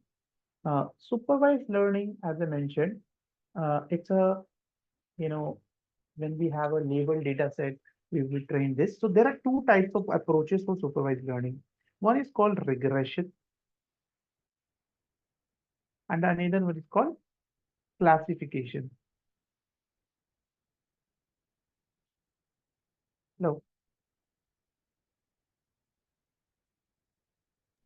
Yeah, Ritesh. Yeah. So one is called regression and another one is called classification. So when we have like when we talk about regression algorithm, so regression is nothing but when we try to build or establish a relationship between a dependent variable and a set of independent variables is called a regression. That is what we have. And like when we talk about the uh, classification means when the output is into the form of classes is called classification algorithm. So regression algorithm is what? When we have a variable, a dependent variable, let's say called X, and we have Y, and you wanted to build a relationship between X and Y. Okay. You wanted to build a relationship between X and Y. Like, you know, uh, X is a price of house, so area of house, and Y is a price of house. So you are building a relationship between Y and X, and there are some certain more additional features are like, let's say we have there are some more relationship, let's say called 3 into, crime rate into something like this. So you are building a relationship between X and Y. Okay. This is called regression algorithm. So regression algorithm is something predictable in form of a continuous value. Means when you predict what would be the price of house, the output will be, into a infinite possibility. Price could be anything. It could be 29 point something lakhs, something like also. So means when the output variable are into a kind of a continuous form, and we build relationship between dependent and independent variable is called regression. Whereas classification, when the output class is into form of some binary or multinomial output or in a form of classes, like we have X and Y. Okay. Let's say call, we have a feature, let's say call, taking an example of the same X and Y, diabetes example. So we have pregnancy, we have something like that. And based on that, we have an output feature that's called 1010. Means based on this condition, whether a person is diabetic, whether a person is not diabetic, whether a person is diabetic, whether a person is not diabetic. So we are predicting based on the output variable is into form of classes. That's called classification algorithm. Okay. Any questions? I just make one question. In the regression, you said that there is a relation between y and x, right? So y is the based on Y x, is an we are getting y. independent variable. Right? Y is independent, x is dependent, right? and based on x we are getting y. But can there be multiple variables also? Or Yeah. So y equal to, yeah, I'll come on that. That's what. So here in regression, so regression have multiple types of algorithm. Okay, like we have linear regression. We have multiple linear regression. We have polynomial regression. We have ridge. We are not supposed to be in a data science class, but I just willing to explore you the machine learning feature of Spark. For that reason, I'm just explaining you. We have ridge regression. We have multiple decision tree regression. Multiple algorithms are there. Similarly, into classification, we have varieties of algorithms, like we have SVM, support vector machine. We have KNN, K nearest neighbor. We have decision tree. Okay, decision tree. We have random forest. Okay, random forest algorithm. We have what we say, this Bernoulli, sorry, what we say, Binary tree. binary tree is one of them. Then this prediction probability, naive Bayes algorithm. Then we have, again here bagging and boosting technique came, and so based on that we can create some kind of ensemble learning techniques. So there are varieties of that. You can use then advance of ANN features, and then you can do multiple things, right? So we have varieties of algorithm along with the linear and classification and regression. So in which I will be going to talk about the very first algorithm, that's called linear regression. Linear regression. Okay, so we'll be just going to quickly understand the feature.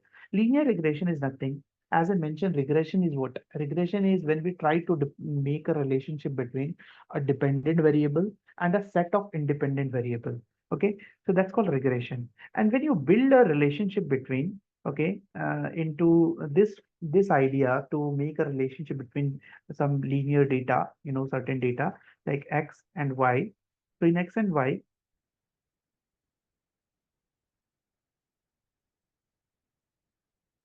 okay, just making it a little easier to all of you guys. Let's say we have a value called x having 1, 2, 3, 4, 5. And y is what? Let's say called 10, 20, 30, 40, 50. So based on this data, let's say called 1, 2, 3, 4, 5, 6, and we have data called 10, 20, 30, 40, 50. So these are the information. We are going to make some kind of these are the data points, right? So this is line. This is a line. This is a regression line. So how you will make a relationship between y and x? Do you know the concept of line? This line, that's called y equal to mx plus c. Is everyone aware of this? yeah, right. The C Yes. is 0 here. Intersect. So this is nothing but it's a slope of line, right? Where m is this slope of line, and this c is the intercept. C is the intercept. So y equal to mx plus c. Okay, and now if you got to know the value of m and c, you can easily predict any value afterwards. Hello?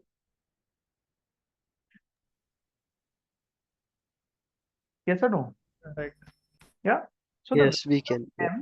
the value of m is nothing but x minus mean of x, means the total summation of x upon mean of x. So the total x 1 plus 2 plus 3 plus 4 plus 5, right? And the mean of x multiplied by y minus mean of y upon x minus x mean ka whole square. This is the value of m. And c is constant. C is constant. Means if you get the value of m, you can easily find out c, right?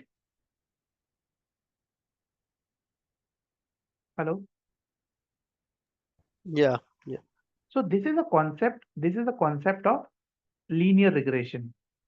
Linear regression. Okay, that's called y equal to mx plus c.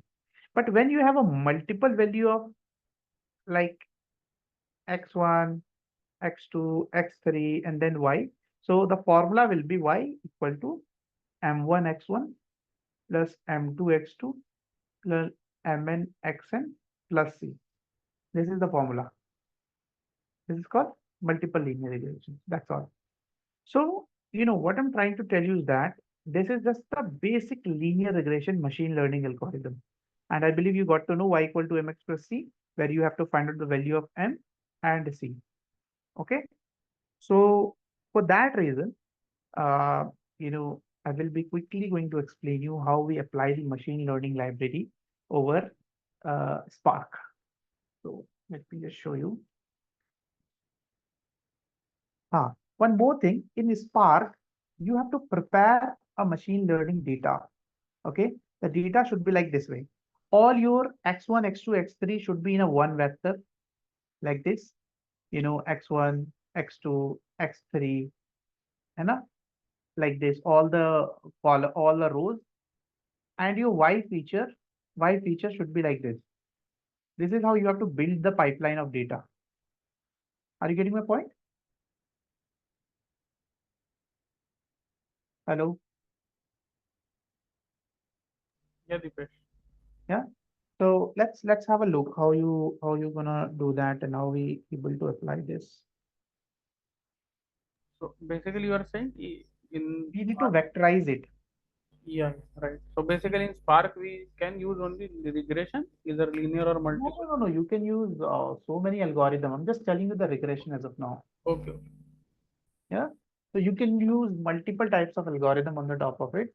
And, like I'll just tell you quickly here in my data. Here I'm doing basic linear regression. I have already prepared data with me. I'm not preparing. See, you can convert any kind of data into the regression, sorry, the data that we want. But right now I've already prepared data. I will show you and how you can apply on the top of it. I will also tell you basic linear regression. For that, here I will be going to first mount the data. This is my data. In this data, I have already sample linear regression data. So sample linear regression data. Where is that? I've already uploaded.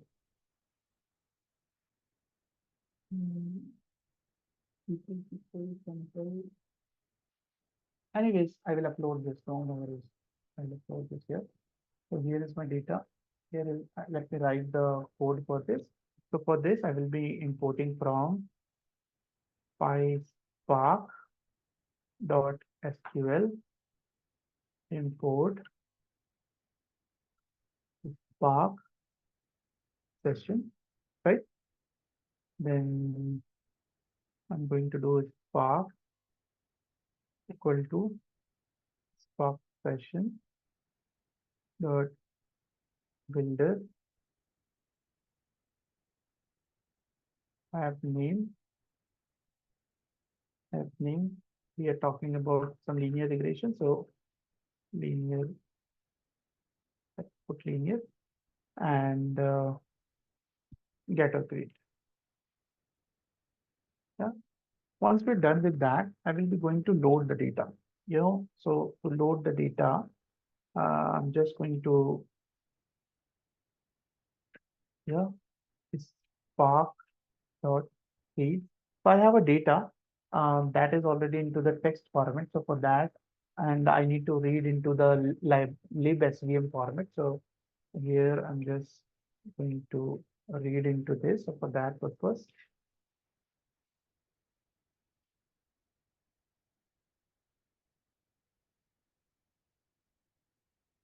I'm going to now load the data. So for that, I can go here. I can upload the data into DBFS.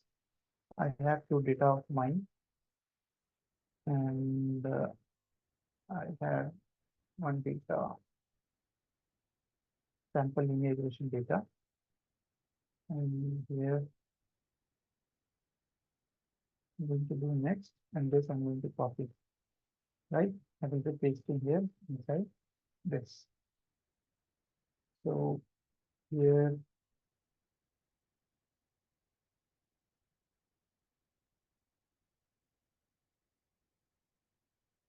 yeah, and here you can see that I have taken the data, and let me show you how the data actually look, right? Training dot show. Can you see this? Basically, there are 10 rows. So in feature, these are the rows, and this is the label. I mean, this is y. Label is nothing but it's a y value, and these are x1, x2, x3, x4, x5 like that. But no. Hello. This is already prepared data, and our coming classes, I will let you know quickly that how we can convert this into this feature of data. It's not a problem. So once you are done with that, how you will apply the machine learning algorithm, that we have to understand. So once you are done, simply, we have already, we need to first import the feature of machine learning here. So we have imported the Spark session. Let me also import the linear regression function. So from the Spark ML API, I will be using from PySpark dot ML dot regression import linear regression, right? Once I'm done with this, here I will be going to apply. So apply means I am not here to create the formula, rather in this function already, this is already there. So here I will be going to call the linear regression and the features just equal features colon equal to the name of our file was, here you can see that is called features. There is the column name. That is what we're going to mention here. This is for features. And the label column is label, right? And a new prediction column will be created. So for that, either you write it or not, it will automatically going to be created. So for that, you can even write a prediction column is equal to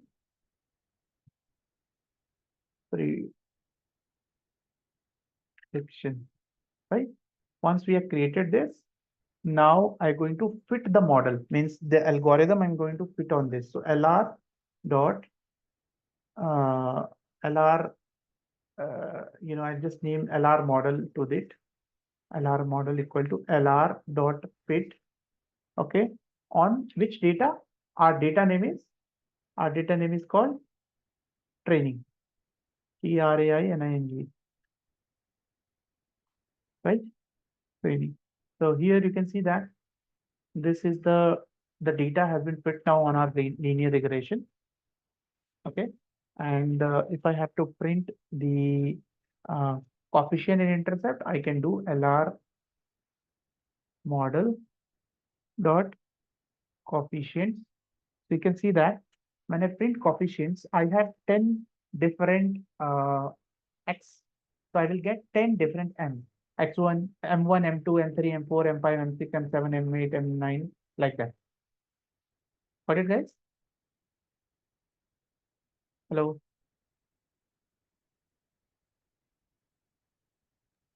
Yeah, Dipesh. Are you catching me? Following me? Yes. Yes. Yeah. And this is LR dot intercept.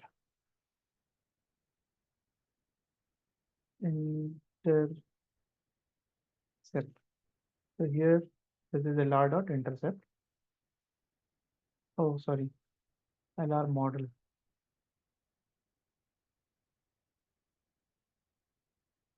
in our model. You can see that the coefficient is remain constant. So this is what. Now, if you have any value, you can use it, and then you can print, and then you can predict as well, right? So you can predict any feature, anything that you can do, you wanted to do, you can actually do this. So we will discuss that part. We will discuss a bit of predictions and all. We can do that. So anything you wanted to do that, you can put the prediction value, you can predict, you can visualize the data, you can do multiple things you wanted to do. Okay. So that is the amblit feature, machine learning feature of Spark. Yeah. Please ask me if you have any questions. So meanwhile, let me quickly get this downloaded, or let me share this data with you guys.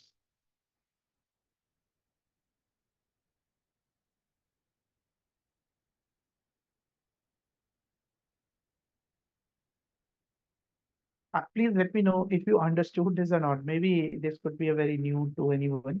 So if you have any questions, do ask me.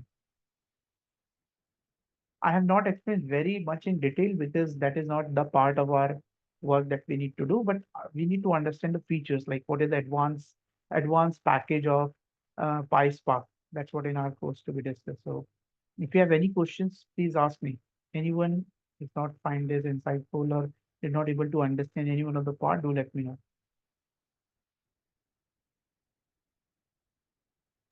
At this point in time, it is fine actually. Maybe Okay. when we'll discuss more on algorithm, we have more questions. Good enough. So this is what you got, right? So both of them. So here on the top of it, if somebody wanted to do more, like they wanted to do a prediction on the top of it, we can do that. We can train the data on the top of it. We have this data now on the top of it. If somebody wanted to select any particular feature of it, we can do that. Somebody wanted to find out the performance analysis of it, we can do that. So everything is possible on the top of it, and then we can, make it happen. We can visualize and do multiple things. So as of now, that's all, for our discussion. If you have any question, you can ask me. Um, for this, we have days that you can work around. For this, I'm just sharing a problem statement of a visualization. Sorry, not a visualization, basically for EDA, ETL kind of thing on a data. So let me share this with you.